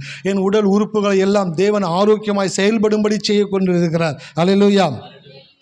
முதல் ஆதாம்குள்ள கடவுள் ஒவ்வொரு உறுப்புகளும் அழிவே இல்லாத அளவுக்கு அப்படிப்பட்ட பார்ட்ஸை கடவுள் கொடுத்துருந்தாராம். ஹல்லேலூயா. எத்தனை பேர் இருக்கீங்க? ஆமாம். அந்த காலத்தில் வால் கிளாக்லாம் வாங்கி வீட்டில் மாட்டினானாக்கா 50-60 வருஷம் ஓடிக்கிட்டே இருக்கும் அது சாட்டுக்கு. இன்றைக்கி 1000 ரூபா கொடுத்து வால் கிளாக் வாங்கி மாட்டி 4 தடவை பேட்ரி மாட்டினோடனே இது என்ன அது ஒர்க் பண்ணாமல் போய் அவன் சொல்கிறேன், சார் இது யூஸ் அண்ட் த்ரோ சார். டேய் யூஸ் அண்ட் த்ரோவா? இல்லை டிஷ்யூ பேப்பரா யூஸ் அண்ட் த்ரோவுக்கு? வால் கிளாக் வாங்கியிருக்கேன், ஏன்டா ஒர்க் ஆக மாட்டேங்குது? சார் இப்போ வர்ற பீஸ் எல்லாமே அப்படி தான் சார். இப்படியே கேட்டு ஜனங்களுக்குள்ளே என்ன ஆயிடுச்சுனாக்க நம்ம லைஃப்பும் எப்படினாக்க யூஸ் அண்ட் த்ரோ மாதிரி ஆக போகுது. ஹல்லேலூயா. எத்தனை வருஷங்க? கொஞ்சம் வருஷத்தில் வாழ்ந்து முடிக்க போகிறோம். ஆனால் ஆதாமுக்குள்ள கடவுள் ஒவ்வொரு உறுப்புகளையும் அழிவில்லாத உறுப்புகளை படைத்தார். ஹல்லேலூயா. எத்தனை பேர் இருக்கீங்க? ரொம்ப சீரியஸான விஷயத்தை பேசிக்கிட்டு இருக்கேன். நம்மளுடைய முற்தகப்பன் முற்பிதா ஆபிரகாம் ஆதாமுக்குள்ள இருந்த ஒவ்வொரு உடல் உறுப்புகளும் அழிவே இல்லாத விதத்தில் ஒர்க் பண்ணும்படியாக தேவன் அப்படிப்பட்ட விதத்தில் தான் ஒவ்வொரு உறுப்புகளையுமே தேவன் உருவாக்கி ஆதாமுக்குள்ள வைத்திருந்தாரு. பாவம் வந்தபடியினாலே அந்த பாவம் என்ன பண்ணிருச்சுனாக்க ஒவ்வொரு உறுப்புகளையும் செயல்பட விடாம தடுத்து நிறுத்தக்கூடிய விதத்தில் அது மாற்றக்கூடியதாய் மாறினது. இயேசு கிறிஸ்து வந்த உடனே சிலுவையிலே அவனை கொன்ற உடனேயே எப்படி உடல் உறுப்புகளை கடவுள் படைத்தாரோ அப்படி அவைகள் அழிவில்லாமல் செயல்படக்கூடிய விதத்திலே மறுபடியும் அது ஒர்க் பண்ணக்கூடியதாக இருக்கிறது. ஹல்லேலூயா. அதுதான் சொன்னாரு, அவரே உனக்கு ஜீவனும் தீர்க்க ஆயுசுமானவர். அப்பனாக்க உங்க லைஃப்ல உங்க உடல் உறுப்புகள் எல்லாம் இயேசுவின் நாமத்தினாலே ஆரோக்கியமாய் செயல்படக்கூடிய விதத்திலே தான் தேவன் படைத்திருக்கிறார். ஆகையினால உங்களுடைய உடல் உறுப்புகளை குறித்து டாக்டரோ மற்றவங்களோ ஏதாச்சும் சொன்னாங்க அப்படின்னாக்க அதன் மேலே ரொம்ப கான்சன்ட்ரேஷனாக இருக்கக்கூடாது. உடனே பைபிளுக்கு வந்துடணும். எங்கே வந்துடணும் சொல்லுங்க? பைபிளுக்கு வந்துடணும். பைபிளுக்கு வந்து பார்க்கணும்.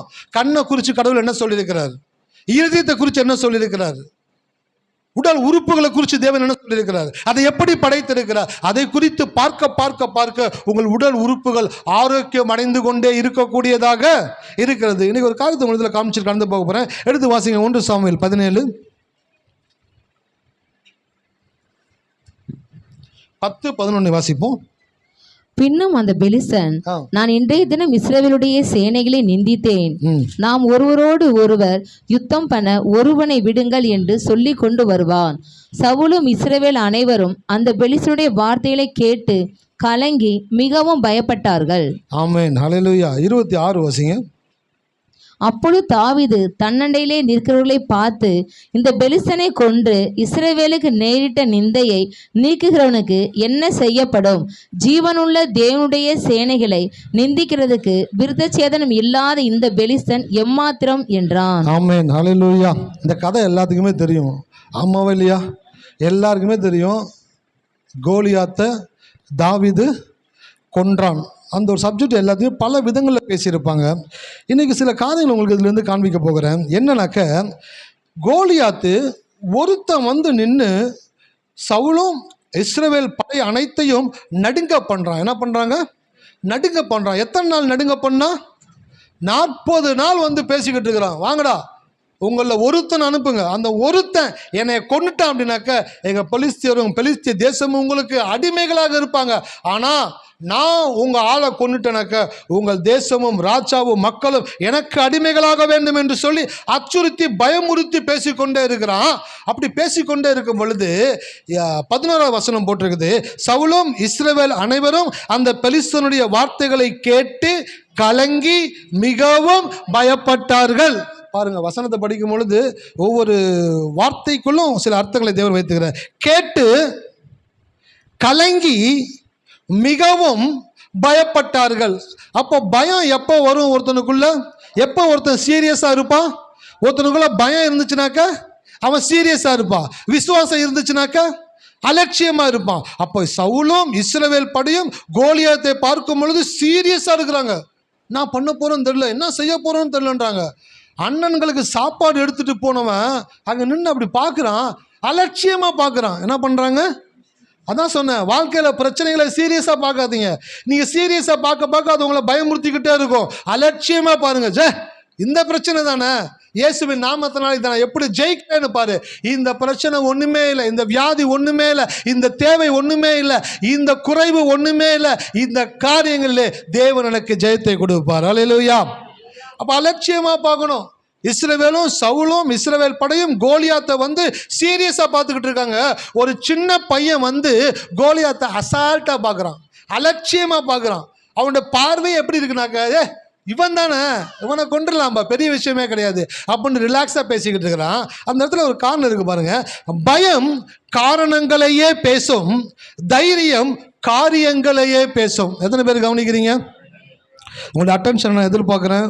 எத்தனை பேர் கவனிக்கிறீங்க? பயம் காரணங்களையே பேசும், தைரியம் காரியங்களையே பேசும். காரணங்களை பேசினால் அது பயம், காரியத்தை பேசினால் அது தைரியம்.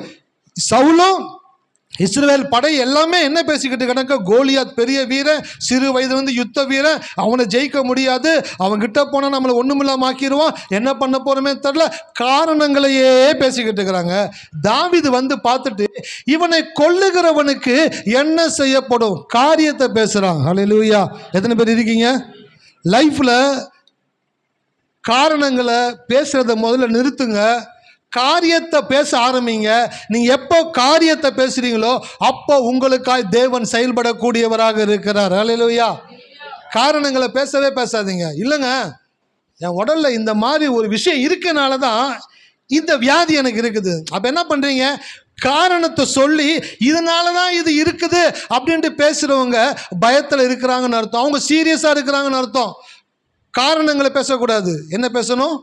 காரியத்தை பேசணும். என்ன காரியத்தை பேசணும்? சார், என்ன இருந்தாலும், பரம்பரை வியாதியாக இருந்தாலும் நான் சொல்கிறேன், நீதிமானுடைய வேர் கனி கொடுக்கும், நீதிமானுக்கு ஒரு கேடும் வராது. காரியத்தை பேசுங்க, காரணங்களை பேசக்கூடாது. தேவைகள் இருக்குது வாழ்க்கையில், ஒரு குறிப்பிட்ட தேவை இருக்குது, அமௌண்ட் வேணும், என்ன பண்ண போகிறோமோ தெரியலையே, என்ன செய்ய போகிறோமோ தெரியலையே அப்படின்ட்டு காரணங்களை பேசிக்கிட்டே இருக்கக்கூடாது. காரியத்தை பேசணும். என் தேவன் தம்முடைய ஐஸ்வர்யத்தின்படி என் குறைகளை எல்லாம் கிறிஸ்து இயேசுவுக்குள் மகிமையிலே நிறைவுகளாக்குவார். ஹல்லேலூயா. எத்தனை பேர் இருக்கீங்க? இங்கே கற்றுக்கொள்கிற பாடங்களை எல்லாம் தயவுசெய்து வீட்டில் போய் எழுதி பாருங்கள், சொல்லி பாருங்கள், வாழ்க்கையில் பயிற்சித்து பாருங்கள். அது உங்களுடைய வாழ்க்கையை மாற்றக்கூடியதாக இருக்கிறது. அப்போ வாழ்க்கையில் வரக்கூடிய பிரச்சனைக்கான காரணங்களை என்ன பண்ணக்கூடாது? காரணத்தை பேசக்கூடாது. கணவர் பேசினாரா, மனைவி சொல்லுங்க, ஏன் காரணத்தை பேசிக்கிட்டு இருக்கீங்க? இதனால கிடைக்காது, இதனால வராது, இதனால தான் இது, அதனால தான் இது. காரணங்களை பேசாதீங்க. காரணங்களை பேசணும்னா நீங்கள் பயந்துக்கிட்டு இருக்கீங்கன்னு அர்த்தம். காரணங்களை பேசுறதை நிறுத்துங்க, காரியத்தை பேசுங்க. என்ன காரியத்தை? இந்த விஷயத்தில் கடவுள் நமக்கு அற்புதத்தை செய்ய போகிறார். ஹல்லேலூயா. இந்த விஷயத்தில் நம்முடைய கடவுள் நம்முடைய லைஃப்பில் ஒரு பெரிய ஒரு மிராக்கலை பண்ண போகிறாரு, ஒரு பெரிய அதிசயத்தை பண்ண போகிறார். நம்ம கண்ணில் அதை நம்ம பார்க்க போகிறோம். ஹல்லேலூயா. காரணங்களை பேசாதீங்க சார். காரணங்களை பேசினீங்க, அது உங்களை பலவீனப்படுத்திக்கிட்டே இருக்கும். காரியத்தை பேசுங்க. என்ன காரியம் உங்கள் வாழ்க்கையில் நடக்க வேண்டுமோ அந்த காரியத்தை பேசுங்க. சவுலும் இஸ்ரவேல் படைகளும் காரணங்களை பேசிக்கிட்டே இருந்தாங்க. தாவீது என்ன பண்ணா, கோலியாத்தா பார்க்கவே இவ்வளோ உயரமாக இருக்கிறானே, இவ்வளோ திடகாத்திரமாக இருக்கிறானே, ஆமாம் இவங்ககிட்ட சண்டை போட முடியுமா? பேச்சுக்கு இடமே கிடையாது. இவனை கொல்லுகிறவனுக்கு என்ன செய்யப்படும்? அந்த வசந்த வாசிங்க 26. அப்பொழுது தாவீது தன்னடையில் நிற்கிறவர்களை பார்த்து, இந்த பெலிஸ்தனை கொன்று இஸ்ரவேலுக்கு நேரிட்ட நிந்தையை நீக்குகிறவனுக்கு என்ன செய்யப்படும்? ஜீவனுள்ள தேவனுடைய சேனைகளை நிந்திக்கிறதற்கு விருத்த சேதனம் இல்லாத இந்த பெலிஸ்தன் எம்மாத்திரம் என்றான். இந்த பெலிஸ்தியனை கொன்று, எல்லாரும் சொல்லுங்க, இந்த பெலிஸ்தியனை கொன்று. அவன் எதை பேசுறான்? ஃபைனல் என்ன நடக்க போகுது, எது நடக்க போகுது, கடைசியில் நான் என்ன பண்ண போகிறேன்றதை பேசுகிறான். ஃபஸ்ட்டு என்ன பண்ண போன்றதுன்ற பேசக்கூடாது. பாருங்கள், நம்ம கையில் இவ்வளோ இருக்குது, இதை வச்சுட்டு நம்ம என்ன பண்ண போகிறோம்? கொஞ்சம் மாவு தான் இருக்குது, கொஞ்சம் எண்ணெய் தான் இருக்குது, இதை வச்சுட்டு நம்ம என்ன பண்ண போகிறோம் அப்படின்ட்டு பிரச்சனையை குறித்து பேசக்கூடாது. இந்த கொஞ்சத்தை தேவன் ஆசீர்வதித்து வர்த்திக்க செய்யக்கூடியவராக இருக்கிறார். ஹல்லேலூயா. சார், உங்கள் லைஃப்பில் நீங்கள் அற்புதத்தை பார்க்கணுன்னு தேவன் விரும்புகிறார். சார், அற்புதத்தை பார்க்கணுன்னு தேவன் விரும்புகிறார். உங்கள் லைஃப்பில் கடவுள் அற்புதத்தை செய்ய அவர் ஆயத்தம் உள்ளவராக இருக்கிறார். அதனால தான் ஆலயத்தில் உங்களுக்கு கடவுள் பேசி கொண்டு இருக்கிறார். உங்ககிட்ட கொஞ்சம் தான் இருக்கா, அந்த கொஞ்சத்தை பார்த்து கசராதீங்க, அந்த கொஞ்சத்தை பார்த்து சொல்லுங்க, இந்த கொஞ்சத்தை தேவன் நிறைவாய் வர்த்திக்க செய்யக்கூடியவராக இருக்கிறார். ஹல்லேலூயா. கஞ்சிக்கு வழி இல்லாமல் எகிப்தில் அடிமைகளாக இருந்த இஸ்ரவேல் மக்களுக்கு கானான் தேசத்திலே களஞ்சியங்களை கொடுத்த தேவனாக இருக்கிறார். எத்தனை பேர் இருக்கீங்க? கஞ்சிக்கு வழி இல்லாதவனுக்கு களஞ்சியங்கள் நிறைந்த பட்டணங்களை தேவன் ஆயத்தப்படுத்தி அவர்களை கொண்டு போய் அந்த இடத்துல சேர்க்கக்கூடியவராக இருந்தார். ஆகையினால் நான் சொல்கிறேன், கஞ்சிக்கு வழி இல்லை, கஞ்சிக்கு வழி இல்லைன்றதை பேசுறதை நிறுத்துங்க. கஞ்சிக்கு வழி இல்லாத நேரத்திலும் என் தேவன் எனக்கு களஞ்சியங்களை கொடுக்கக்கூடியவராக இருக்கிறார் என்று காரியத்தை சொல்லும் பொழுது உங்கள் லைஃப்பில் எதிர்பாராத விதத்தில் ஆசீர்வாதங்களை தேவன் கொண்டு வந்து கொட்டக்கூடியவராக இருக்கிறார். ஹல்லேலூயா. எத்தனை பேர் இருக்கீங்க? காரணத்தை பேசவே கூடாது, காரியத்தை பேசணும். சில பேர் சுற்றி வளைச்சு பேசுவாங்க, சில பேர் உஷாராயிடுவாங்க. ஏய், சும்மா சுற்றி வளைச்சு பேசாத, எதுக்கு வந்திருக்காது சொல்லு முதல்ல கேட்குறாங்கல்ல. எத்தனை பேர் அந்த மாதிரி அனுபவிச்சிருக்கீங்க ஆட்களை? சில பேர்த்துல போய் அப்படி சுற்றி வளைச்சு பேசுவாங்க. அப்புறமா எப்படி இருக்கீங்க தம்பி, அப்புறம் அம்மா எப்படி இருக்கிறாங்க, அப்பா என்ன வேணும், நேராக விஷயத்துக்கு வாங்க. ஏன் சும்மா சுற்றிலாம் வரக்கூடாது, விஷயத்தை என்னன்னு சொல்லு. கிறிஸ்தவர்களாக எனக்கா ஷார்ப்பாக இருக்கணும். எப்படி இருக்கணும்? ஷார்ப்பான விஷன் மட்டும் இருக்கக்கூடாது. ஒருத்தரை பார்த்த உடனே அவங்க என்ன பேசுகிறாங்க, ஏது பேசுகிறாங்கன்றத அப்படியே ஸ்கேன் பண்ணிவிட்டு அவங்ககிட்ட சொல்லணும். சுற்றி வலிச்சு பேசாதீங்க, என்ன விஷயத்த சொல்லுங்கள். இல்லைம்மா, இந்த மாதிரி உனக்கு ஒரு பலவீனம்னு கேள்விப்பட்டேன், எங்கள் சொந்தக்காரங்க ஒருத்தவங்க 3 சைன் தான். என்னதுங்க? உன் சொந்தக்காரங்க, உங்கள் சித்தப்பா மாமா, அவங்களுக்கு அந்த வியாதி வந்து அந்த வியாதியில் அவங்களுக்கு என்ன வந்துச்சு அதை வந்து என்கிட்ட பேசிக்கிட்டு இருக்காது. நேராக சொல்லு, என்ன எனக்கு அந்த மாதிரி இருக்குன்னு நீ சொல்ல வரியா? இயேசுவின் நாமத்தினால எனக்கு விரோதமாய் உருவாக்கப்படுகிற எந்த ஆயுதமும் வாய்க்காதே போகும். எனக்குள்ள இயேசுனுடைய சரீரமும் ரத்தமும் ஓடிக்கொண்டிருக்கிறபடியினாலே நான் வியாதியில் இருக்க போகிறவன் அல்ல, நான் சுகத்தில் தான் இருப்பேன். ஹல்லேலூயா. காரணத்தை பேசக்கூடாது. காரணத்தை பேசிக்கிட்டு யாராச்சும் வந்தாங்கன்னாக்கா கசக்கி விட்டுறணும். ஓடு, இந்த பக்கம் வந்தேன் அவனை பிச்சு போடுவேன் பிச்சு. சில வீட்டு பக்கத்தில் நாய்கள் சுற்றிக்கிட்டே இருக்கும். சில பேர் நாயை தரத்தவே மாட்டாங்க, அவங்க வீட்டுக்கு போகவே போகாது. சில பேர் நாயை தரத்திக்கிட்டே இருப்பாங்க, அவங்க வீட்டுக்கிட்ட தான் வந்து சிலுமிசம் பண்ணிக்கிட்டே இருக்கும். எத்தனை பேர் கவனிச்சிருக்கிறீங்க? ஆமாம், எங்கள் வீட்டில் நாய்கள்லாம் இருக்குதும். அப்பப்போ தரத்தி விட்டே இருப்போம், அப்பப்போ வந்துருந்தா ஏய் இப்படி ஒன்று அப்போ கூட போகாது, நைஸாக நவரும். திருப்பி வந்து கொஞ்ச நேரத்தை பார்த்து நின்றுட்டு இருக்கோம். அந்த மாதிரி தான் வாழ்க்கையில் சில பேர் நம்மளை சுற்றி வந்துக்கிட்டே இருப்பாங்க. நம்மளை எப்படியாச்சும் கன்வின்ஸ் பண்ணி, ஆமாம் உனக்கு அந்த வியாதி இருக்குது, அந்த வியாதினால உனக்கு இது நடக்க போகுது அப்படின்றத நமக்குள்ளே ஸ்ட்ராங்காக பதிக்கிறதுக்காக சுற்றிக்கிட்டே இருப்பாங்க. அவங்க வந்தோடனே ஸ்கேன் பண்ணிடணும். என்ன உனக்கு பிரச்சனை, என்ன பேச போகிற சொல்லு, எனக்கு அது நடக்காது, போய்கிட்டே இரு. கட் பண்ணிடணும். நான் சொன்னேன்ல, கையில் கத்திரிக்கோள், ஒரு கையில் ஊசி நூல் இருக்கணும். தேவையில்லாத வார்த்தை அரைச்சி பேசணும்னா கட் பண்ணிடணும், பார்க்கவே கூடாது. கட்டு கட்டு கட்டு கட்டுன்னு கட் பண்ணி தூக்கி போட்டுகிட்டே இருக்கணும். பிரயோஜனமான விஷயமாக இருந்தாக்க பொறுமையாக ஊசியில் நூலை கோர்த்து தைக்க. இங்கே என்ன பண்ணிக்கிட்டு இருக்கோம்? பிரயோஜனமான காரியங்களை பேசிக்கிட்டு இருக்கோம். அப்போ ஊசியில் நூலை கோர்த்து என்ன பண்ணிடணும்? தைக்க ஆரம்பிச்சிடணும். சில பேர்லாம் பார்ப்பேன், சினிமாவுக்கு போகும் பொழுது பூ வாங்கிட்டு போவாங்க, உதிரி பூ. சினிமா முடிச்சுட்டு வெளியே வரும்போது பார்த்தோன்னாக்கா அதை கட்டி எடுத்துன்னு வருவாங்க. என்ன கண்ணு பண்ணாங்க, தம்பி கண்ணு பார்க்க போது படத்தை கழுத, கை சும்மா தானே இருக்க போன்னு சொல்லிட்டு ஃபுல் பூவையும் கட்டி வெளியில் எடுத்துகிட்டு வந்துடுவாங்க. அந்த மாதிரி சில பேர் ஆலயத்துக்குள்ளே வந்தீங்கன்னு வச்சுக்கங்களேன், என்ன பண்ணிடணும்? பிரச்சனைகளோடு உள்ளே வந்தீங்க, நீங்கள் பிரச்சனைகளுக்கான தீர்வை செட் பண்ணி தீர்வோடு கூட வெளியில் போகணும். ஹல்லேலூயா. எத்தனை பேர் இருக்கீங்க? இங்கே வந்தால் தைக்க ஆரம்பிச்சிடணும். தைக்க ஆமாம். சில பேர் சொல்கிறாங்க, இல்லையா நான் கட் பண்ணுறேன்யா, எனக்கு சம்மந்தம் இல்லாத வார்த்தை வரும்போது கட் பண்ணிடுவேன்யா. கோயிலில் உங்களுக்கு சம்மந்தம் இல்லாத வார்த்தை என்ன வரப்போகுது? வெளியில் தான் உங்களுக்கு சம்மந்தம் இல்லாத வார்த்தை வரும். கோயிலில் கடவுள் உங்களுக்கு பிரயோஜனமான வார்த்தையை பேசக்கூடியவராக இருக்கிறார். ஹல்லேலூயா. அப்போ என்ன பண்ணிடணும்? தைக்க ஆரம்பிச்சிடணும். ஒரு நாளைக்கு கொஞ்சம் தைச்சிங்கன்னா கூட ஒவ்வொரு நாளும் கொஞ்சம் கொஞ்சமாக தைச்சிங்கனாக்கா அது என்ன இருங்க கம்ப்ளீட் ஆகிடும். சாமுவேல் குழந்தைய பிறந்தப்போ அவங்க அம்மா என்ன பண்ணுவாங்கனாக்கா, வருஷந்தோறும் வரும்போது என்ன பண்ணுவாங்க, ஒரு சின்ன சட்டை என்ன பண்ணுவாங்க, தச்சு எடுத்துகிட்டு வருவாங்க. அந்த அம்மா ஏன் தச்சு எடுத்துகிட்டு வராங்க தெரியுங்களா? தன் பிள்ளையினுடைய நினைப்பு வரும் பொழுதெல்லாம் அந்த நூலை எடுத்துருவாங்களாம். எடுத்து அந்த நூலை வந்து தைக்க ஆரம்பிப்பாங்களாம். தைக்க அந்த விசுவாசத்தில் என் குழந்தைய அடுத்த வருஷம் நான் பார்க்க போகிறேன், போகும்பொழுது அவனுக்கு ஒரு சின்ன சட்டையை தச்சு எடுத்துகிட்டு போகணுன்ட்டு வருஷம் அந்த குழந்தை வளர இவங்க அதுக்கேற்ற மாதிரி சட்டையை தச்சு கொண்டு கொடுத்துட்டே இருந்தாங்களா. அப்போ வீட்டில் இருக்கும் பொழுது தன் பிள்ளை இல்லை என்ற எண்ணத்தில் இல்லை, தன் பிள்ளை இருக்கு என்ற எண்ணத்தை தச்சுக்கிட்டே இருப்பாங்களா. நான் சொல்கிறேன், உங்கள் லைஃப்பில் உங்கள் வாழ்க்கையில் என்ன இல்லைன்னு நினைக்கிறீங்களோ அதை நீங்கள் ஃப்ரீயாக இருக்கிற டைமில் தைக்க ஆரம்பிங்க. என்ன தைக்க ஆரம்பிக்கணும்? வாயில் சொல்ல ஆரம்பிங்க. என்ன சொல்ல ஆரம்பிக்கணும்? என் லைஃப்பில் எனக்கு வேண்டிய காரியங்களை என் தேவன் கொடுக்கக்கூடியவராக இருக்கிறார். ஹல்லேலூயா. சின்ன சட்டையை தச்சு அந்த அம்மா எடுத்துன்னு வந்து அவனுக்கு என்ன பண்ணுவாங்க, போட்டு அழகு பார்ப்பாங்களாம். உங்கள் லைஃப்லையும் கூட சரி, உங்கள் லைஃப்பில் என்ன நடக்கணுமோ அதை தேவன் சரியான நேரத்தில் செய்யக்கூடியவராக இருக்கிறார். ஹல்லேலூயா. ஒரு வசந்த வேமவாசிங்க கடந்து போகலாம். 34, 37. தாவீது சவுலை பார்த்து 32 வாசிங்க ஃபர்ஸ்ட். தாவீது சவுலை நோக்கி, இவன் நிமித்தம் ஒருவனுடைய இருதயமும் கலங்க வேண்டியதில்லை. உம்முடைய அடியானாகிய நான் போய் இந்த பெலிஸ்தனோட யுத்தம் பண்ணுவேன் என்றான். தாவீதுக்கு எத்தனை வயசு தெரியுங்களா? +2 எக்ஸாமு முடிச்சுட்டான், லீவில் இருக்கிறான். அவங்க அப்பா லீவில் சும்மா தானே இருக்கிற, சுற்றிக்கிட்டு இருக்கிற, அண்ணன் இருக்காங்க யுத்தத்தில், போய் பார்த்துட்டு வாடா, அங்கே போய் பாரு எப்படி சண்டை போகிறாங்கன்னு பாரு, நீங்கள் நல்லா சொகுசாக வாழ்ந்துக்கிட்டு இருக்கிற, அவங்க வெத்த வேர்வை சிந்தி வெயிலில் இருந்து சண்டை போட்டு அவ்வளோ கஷ்டப்பட்டு சம்பாரிச்சு கொடுக்குறாங்க, உனக்கு சொகுசாக இருக்குது, போய் பாரு அப்படின்றாங்க. போய் பார்த்தா தான் லட்சணம் தெரியுது. 40 நாளில் போய் சும்மா நின்றுட்டு வந்துருக்குறானுங்க. அவன் யோசிச்சிருப்பான், டாடி அண்ணங்க கஷ்டப்படுவாங்கன்னு சொன்னியே, அப்படியே நிற்கிறாங்களே, சில மாதிரி நிற்கிறாங்களே, ஒருத்தம் கூட சண்டை போடலையே டாடி அப்படின்னு நினச்சி யோசிச்சுக்கிட்டு இருக்கிறான். அடுத்த வசனம் சொல்லுது, தாவீது சவுலை நோக்கி, இவன் நிமித்தம் ஒருவனுடைய இருதயமும் 17 வயசு பையன் 40, 45, 50 வயசு ராஜா உட்காந்துருக்கிற ராஜா கிட்ட போய் சொல்கிறான், சார் யாரும் பயப்படாதீங்க.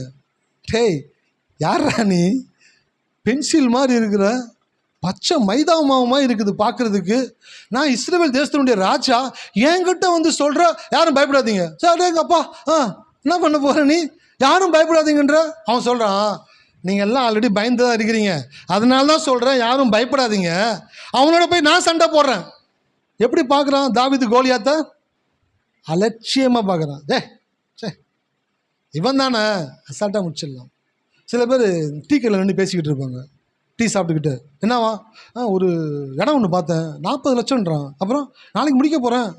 பார்த்தா பை இந்த இடத்துல பிஞ்சிருக்கும், இந்த பக்கம் லுங்கி ஓட்டையாக இருக்கும்.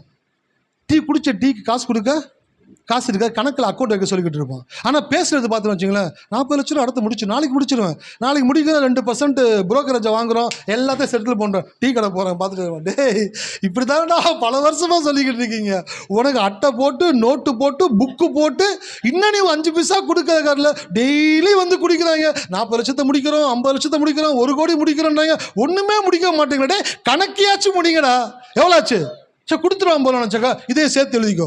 அட பக்கி, இதையும் சேர்த்து எழுதிக்கணுமா? அப்படி தாவீது போய் சொல்கிறான், ஒருவருடைய இருதயம் கலங்க வேண்டாம், பயப்படாதீங்க, நான் பார்த்துக்கிறேன் அவனை அப்படின்னு சொல்கிறான். அடுத்த வசந்த வாசிங்க வேகமா. இளம் கன்று பயம் அறியாது. ஆமாம், எல்லாம் இளங்கன்று பயம் அறியாது. சின்ன ஆளுங்களுக்கு பயம் இருக்கவே ஆமாம். சின்ன பிள்ளை போய் பார்த்தீங்கன்னா வீட்டில் விளக்கேற்றி வச்சுருப்பாங்க, அந்த விளக்கை போய் என்ன பண்ணும், பிடிக்கும். எதுக்கு என்ன தெரியாது, அதுக்கு பயமே தெரியாது. பாம்பு ஓடும், போய் பாம்பு பிடிக்கும், அதுக்கு பயமே தெரியாது. ஆண்டவருடைய வருகை, அந்த 1000 ஆண்டு அரசாட்சியில் ஒரு சின்ன பையன் என்ன பண்ணுவானாக்கா, சிங்கத்தை நடத்துவானா, கரடியை நடத்துவானா, புலியை நடத்துவானா, பாம்பு புத்துக்களை கையை விடுவானா. அவ்வளோ பெரிய ஒரு நல்ல ஒரு ராஜ்யத்தை தான் நமக்காய் தேவன் வைத்திருக்கிறார். ஹல்லேலூயா. வாழ்க்கையில் பயம் வந்துச்சு அப்படின்னாக்கா வயசாகிட்டே இருப்பீங்க. இன்றைக்கி ஒரு சத்தியத்தை வீட்டுக்கு எடுத்துகிட்டு போங்க, பயப்பட வயசாகிக்கிட்டே இருக்கும். தைரியமாக இருக்க வயசு ஆகவே ஆகாது. ஹல்லேலூயா. தாவீது பயப்படவே இல்லை, அவனுக்கு வயசே ஆகலை. எல்லாரும் பயந்துக்கிட்டே இருக்கிறாங்க, வயசாகிக்கிட்டே இருக்குது. இந்த வசந்த வாசிங்க வேகமாக கடந்து போகலாம். 34, 37 வரைக்கும் வாசிப்போம். அப்படியே தாவீது சவுலை பார்த்து, உம்முடைய அடியான் என் தகப்பனுடைய ஆடுகளை மேய்த்து கொண்டு இருந்த போது ஒரு விசை ஒரு சிங்கமும் ஒரு விசை ஒரு கரடி வந்து மந்தையில் இருக்கிற ஆட்டை பிடித்து கொண்டது. நான் அதை தொடர்ந்து போய் அதை அடித்து அதன் வாய்க்கு தப்புவித்தேன். அது என் மேல் பாய்ந்த போது நான் அதன் தாடியை பிடித்து அதை அடித்து கொன்று போட்டேன். அந்த சிங்கத்தையும் அந்த கரடியையும் உம்முடைய அடியானாகிய நான் கொன்றேன். சேதனம் இல்லாத இந்த பெலிஸ்தனும் அவைகளில் ஒன்றை போல இருப்பான். அவன் ஜீவனுள்ள தேவனுடைய சேனைகளை நிந்தித்தானே என்றான். என்னை சிங்கத்தின் கைக்கும் கரடியின் கைக்கும் தப்புவித்த கர்த்தர் இந்த பெலிஸ்தனுடைய கைக்கும் கர்த்தர் தப்புவிப்பார் என்றான். அப்பொழுது சவுல் தாவீதை பார்த்து, போ, கர்த்தர் உன்னோட இருப்பாராக என்றான். அவன் கூட கர்த்தர் இல்லை. யார் கூட கர்த்தர் இல்லை? சவுல் கூட கர்த்தர் இல்லை. ஏன்னா அதை நம்பல அவன். ஆனால் ஒன்று நம்புகிறான், உன் கூட கர்த்தர் இருப்பார் போ. இன்றைக்கி சில பேருடைய பிரச்சனை தெரியுங்களா, எனக்கா ஜெபம் பண்ணுங்க, பயப்படாத, உன் கூட கர்த்தர் இருக்கிறார்ல. இவங்க பார்த்தா உட்காந்து அழுதுட்டு இருப்பாங்க. ஏன்னா அங்கே போய் என்ன சொன்னேன், கர்த்தர் இருப்பார்னு சொன்னேன், உன் கூட கர்த்தர் இல்லைன்ற என்ன வரலையா? எல்லா லைஃப்பில் அப்படி தான் இருக்கிறோம் பாருங்களேன். மற்றவங்களுக்கு ஆலோசனை சொல்கிறது, மற்றவங்களுக்கு ஒரு காரியத்தை பண்ணுறதுனாக்க ரொம்ப ஸ்ட்ராங்காக போவோம், விசுவாசமாக பேசுவோம். நமக்குன்னு வரும்போது தான் என்ன பண்ணுதுங்க, சவுல் சொல்கிறான், என் கூட கர்த்தர் இருக்காரான்னு தெரியல, ஆனால் நீ பேசுகிற பேச்சை பார்த்தா உன் கூட கர்த்தர் கட்டாயமாக இருப்பார், நீ போயிட்டு வாப்பா. அவன் சொல்கிறான், தாவீது சிங்கத்தையும் கரடியும் கொண்டது போல இந்த பெலிஸ்திரியை நான் என்ன பண்ணுவேன். கோலியாத்தை பார்த்த உடனே எல்லாருக்கும் கெட்ட சுரபி சுரக்க ஆரம்பிச்சிச்சு, பயம். தாவீது கோலியாத்தை பார்த்த உடனே இவனுக்குள்ள நல்ல சுரபிகள் சுரக்க ஆரம்பிக்குது. எப்படி நல்ல சுரபிகள் சுரந்துச்சு? எல்லாரும் கோலியாத்தை பார்த்தோன்னே பயந்துகிட்டு இருந்தாங்க. தாவீது கோலியாத்தை பார்த்த உடனே இவனுக்குள்ள ஒரு வார்த்தையை வச்சிருக்கிறான். என்ன வார்த்தை வச்சிருக்கா? கர்த்தரின் அடைக்கலம், என் கோட்டை, என் தேவன், நான் நம்பி இருக்கிறவர் என்று சொல்லுவேன். என் பக்கத்தில் 1000 பேரும் வலது பக்கத்தில் 10000 பேர் விழுந்தாலும் அது என்னை அணுகாது. சின்ன சின்னதா உள்ள சேர்த்து வச்சுக்கிட்டே இருந்தான். பார்த்தீங்களா? அந்த சேமிப்பு எல்லாம் இன்றைக்கு அவனுக்கு பயன் தரக்கூடியதாக இருந்தது. ஹல்லேலூயா. எத்தனை பேர் கவனிக்கிறீங்க? பார்த்த உடனே கோலியாத்தை பார்த்தோன்னே சுரபிகள் சுரக்க ஆரம்பிக்குது. இன்னைக்கு நான் சொல்லுகிறேன், பிரச்சனைகளை பார்த்தோன்னு உங்களுக்குள்ள நல்ல சுரபிகள் சுரக்கும்படியா தேவன் செய்யக்கூடியவராக இருக்கக்கூடியவராக இருக்கிறார். வசந்த வாசிங்க, இதோடு முடிக்கிறேன். வசனம் 42.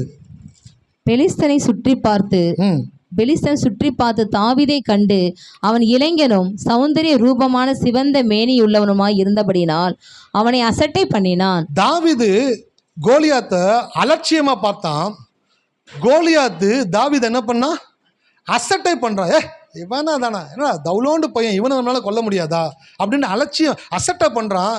தாவீது அலட்சியமாக பார்க்குற, கரடியும் சிங்கத்தையுமே கடவுள் என்னை காலி பண்ணும்படி செஞ்சார், அதையே நான் செஞ்சுட்டேனாக்கா உன்னை காலி பண்ணுறது ரொம்ப ஈஸியான ஒரு காரியம்னு சொல்கிறான். இந்த இடத்துல பாருங்க, ஒரு கோலியாத்து இஸ்ரவேல் படையவே பார்த்து நடுங்க வச்சுக்கிட்டு இருக்கான். ஒரே ஒரு தாவீது கோலியாத்தையும் பெலிஸ்திய படையையும் நடுங்க வைக்கக்கூடியவனாக இருந்தான். ஹல்லேலூயா. ஆள் எவ்வளவு உயரம்ன்றது முக்கியம் கிடையாது, ஆளுக்குள்ள என்ன இருக்குன்றது முக்கியம். எத்தனை பேர் இருக்கீங்க? நான் நல்லா குண்டா இருக்கேன், ஹைட்டா இருக்கிறேன், அதெல்லாம் கிடையாது. உள்ளுக்குள்ள சரக்கு, என்ன சரக்கு இருக்கு, உள்ளுக்குள்ள இருக்கிற சரக்கு தான் உங்களை தைரியசாலிகளாய் மாற்றக்கூடியதாக இருக்கிறது. இப்போ இந்த பிரச்சனை எல்லாம் வந்துருச்சு, ஃபைனல் வந்துட்டாங்க. இப்போ தாவீது கல் எடுத்து கோலியாத்து மேலே அடிக்கிறான், நெற்றியில் பத்து என்ன பண்ணிடுறான், கோலியாத்து இறந்துடுறான். ஒரு வசனத்தை வாசிங்க, அதுதான் முக்கியமான வசனம், 50ஆம் வசனம், 50-51 வாசிக்க முடிக்கலாம். இவ்விதமாக தாவீது ஒரு கவனியினாலும் ஒரு கல்லினாலும் பெலிஸ்தனை மேற்கொண்டு அவனை மடங்கடித்து அவனை கொன்று போட்டான். தாவீதின் கையில் பட்டயம் இல்லாதிருந்தது. தாவீது கிட்ட என்ன இல்லைங்க? பட்டயம் இல்லை. ஆமா, வீரனுக்கு வாள் தான் ஆயுதம், வல்லவனுக்கு சொல்லுங்க, வீரனுக்கு வாள் தான் ஆயுதம், வல்லவனுக்கு புல்லும் ஆயுதம். அதனால தாவீது கூழாங்கல்னால கோலியாத்தை காலி பண்ணிட்டான். தாவீதின் கையில் என்ன இல்லை? பட்டயமே இல்லை, ஆயுதமே இல்லை. இப்போ என்ன பண்ணான்னு போட்டு எடுத்து வாசிங்க 51. ஆகையால் தாவீது பெலிஸ்தன் அண்டையிலே ஓடி அவன் மேல் நின்று அவன் பட்டயத்தை எடுத்து அதை அதன் உரையிலிருந்து உருவி அவனை கொண்டு அதனாலே அவன் தலையை வெட்டி போட்டான். அப்பொழுது தங்கள் வீரன் செத்து போனான் என்று பெலிஸ்தர் கண்டு ஓடி போனார்கள். ஆமென், ஹல்லேலூயா. தாவீது என்ன பண்ணா? கையில் கத்தி இல்லை, ஆனால் கோலியாத்துக்கிட்ட என்ன இருந்துச்சு? உரையில் கத்தி இருந்துச்சு. இப்போ கோலியாத்து கீழே விழுந்து செத்து கிடக்கிறான். தாவீது ஓடி போய் அவன் மேலே நின்று அவனுடைய உரையில் இருக்கிற பட்டயத்தை என்ன பண்ணுறான்? உருவி அவனுடைய தலையை வெட்டினான்ல. அந்த கத்தி எவ்வளோ வெயிட்டுன்னு தெரியுமா? ஹல்லேலூயா. ஒரு வசனத்தை வாசிங்க, 7ஆம் வசனம், 17:7.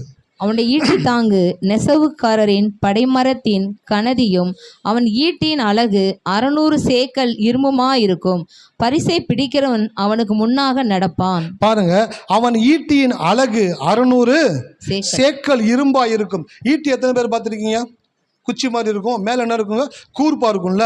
அந்த கூர்ப்பா இருக்குது பார்த்தீங்களா, அது மட்டும் 600 சேக்கல் இரும்பு எடையாக இருந்துச்சான். 600 சேக்கல் அப்படின்னாக்க இன்னைக்கு கால்குலேட் பண்ணி சொல்கிறாங்க 6 to 7 கிலோ. எதுங்க? அந்த கூர்ப்பா இருக்குல்ல, அது மட்டும் 7 கிலோவா.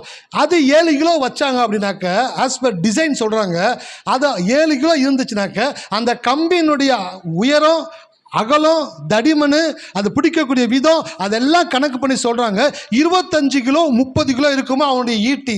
சார், அவனுடைய ஈட்டி 30 கிலோ இருக்கும் என்றால் அவனுக்குள்ளே வச்சுருக்கிற பட்டயம் இருக்குது பார்த்தீங்களா, இவனுடைய வெயிட்டுக்கும் இவனுடைய ஹைட்டுக்கும் அவன் தூக்கி அவன் சண்டை போடுற விதத்தில் இருக்குமா. அந்த கத்தி மட்டுமே ஏறக்குறைய 50 கிலோ இருக்குமா. ஹல்லேலூயா. எத்தனை பேர் இருக்கீங்க? எத்தனை கிலோ இருக்கும்? 50 கிலோ இருக்குமா அந்த கத்தி மட்டுமே. 17 வயசு பையன் எவ்வளோ வெயிட் இருப்பான்? 50 கிலோ இருப்பான். 50 கிலோ எடை இருக்கிறவன் கோலியாத்து மேலே போய் நின்று 50 கிலோ வெயிட்டாக இருக்கக்கூடிய வீல என்ன பண்ணுறான்? வாழை எடுத்து அவனுடைய கழுத்தை வெட்டுறானா. அப்போ இவனுக்குள்ள ஒரு சுரபிகள் சுரக்க ஆரம்பிக்குது. என்னன்னாக்க தன்னுடைய எடைக்கு ஒத்த எடையுள்ள ஒரு ஆயுதத்தை எடுத்து தூக்கக்கூடிய வலிமை. ஹல்லேலூயா.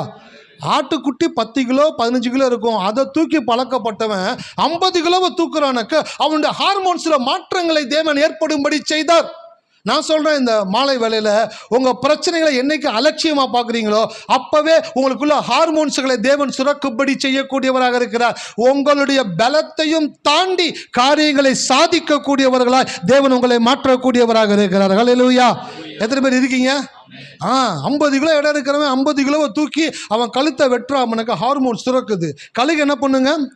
தன் இரையை பார்த்த உடனே கழுகை விட அதிகமான வெயிட் இருந்தால் கூட கழுகு தூக்கிடுமா. ஏன்? அது பறந்து வரும்பொழுது அதனுடைய உடலில் ஹார்மோன் சுரக்க ஆரம்பித்து அது அதிகமான எடை உள்ள ஒரு இரையாக இருந்தாலும் அதை தூக்கிக்கிட்டு மலைக்கு கொண்டு போயிடுமா. அதே போல தான் நீங்கள் என்னைக்கு உங்கள் பிரச்சனைகளை அலட்சியமாக பார்க்குறீங்களோ உங்கள் உள்ளத்துக்குள்ளேருந்து ஒரு சுரபி சுரக்க ஆரம்பிக்கும். அந்த சுரபி என்ன பண்ணுனாக்க உங்களை சாதிக்கக்கூடியவர்களாய் மாற்றும். ஹல்லேலூயா. எத்தனை பேர் இருக்கீங்க? படிக்கிற பிள்ளைங்களுக்கு சொல்கிறேன், புத்தகத்தை பார்த்தோன்னா பயப்படாதீங்க, அலட்சியமாக பாருங்கள். என்ன இவ்வளோதானா புக்கு? என் பையன் இன்ஜினியரிங் படிச்சுட்டு இருக்கான், புக்கை வச்சுட்டு போனான். பார்க்குறேன் அப்படியே கிருகிருன்னு வருது. ஏன்னா இவ்வளோ பெரிய புக்காக இருக்குது, எப்படி தான் படிக்க போகிறாங்களோ? கடவுள் சொன்னார், உனக்கு அது கிருகிருன்னு வரும், படிக்கிற பிள்ளைங்களுக்கு அது சரசரன்னு படிச்சிருவாங்க. அல்லேலூயா. அப்போ படிக்கிற பிள்ளைங்க சொல்கிறேன், பயப்படாமல் இருங்க, ரிலாக்ஸ், அலட்சியமாக பாருங்கள். வேலைக்கு போகிறவங்க அலட்சியமாக பாருங்கள் வேலைகளை. ஊழியத்தை பண்ணுறவங்க அலட்சியமாக பண்ணணும். என்ன ஊழியத்தை அலட்சியமாக பண்ணணுமா? அலட்சியமாக பண்ணணுன்னாக்க எவனும் ஒன்றும் பண்ண முடியாது, பிசாசுனாலும் ஒன்றும் பண்ண முடியாது. தேவன் என் கூட இருக்கிறார். ஹல்லேலூயா. ஞாயிற்றுக்கிழமை அதிகாலை ஊழியத்துக்கு போகிறாங்க, நாயை பார்த்து தான் பயப்படுறாங்க. பேயை பார்த்து கூட பயப்படுறாங்களோ, நாயை பார்த்து பயப்பட வேண்டியதாக இருக்குது. அதிகாலையில் அப்படியே பயந்து பயந்து நாய் இல்லாத இடமா போய் ஊழியத்தை பண்ணி எப்படியாச்சும் சுவிசேஷத்தை. அண்ணா சொன்னாங்க காலையில், மிஷினரி வாழ்க்கைலாம் படிங்க வேணாம், இவங்க வாழ்க்கையை படிங்க. ஞாயிற்றுக்கிழமை காலையில் 4 மணிக்கு போயிட்டு வராங்க, எவ்வளோ பெரிய அச்சீவ்மெண்ட்டு தெரியுங்களா? அல்லேலூயா. நான் சொல்கிறேன், இந்த மாலை வேளையில் அலட்சியமாக பாருங்கள், பிரச்சனைகளை அலட்சியமாய் பார்க்க ஆரம்பிங்க. உங்களுடைய சரீரத்தில் ஒரு சுரபியை தேவன் சுரக்கும்படி செய்கிறார். அல்லேலூயா.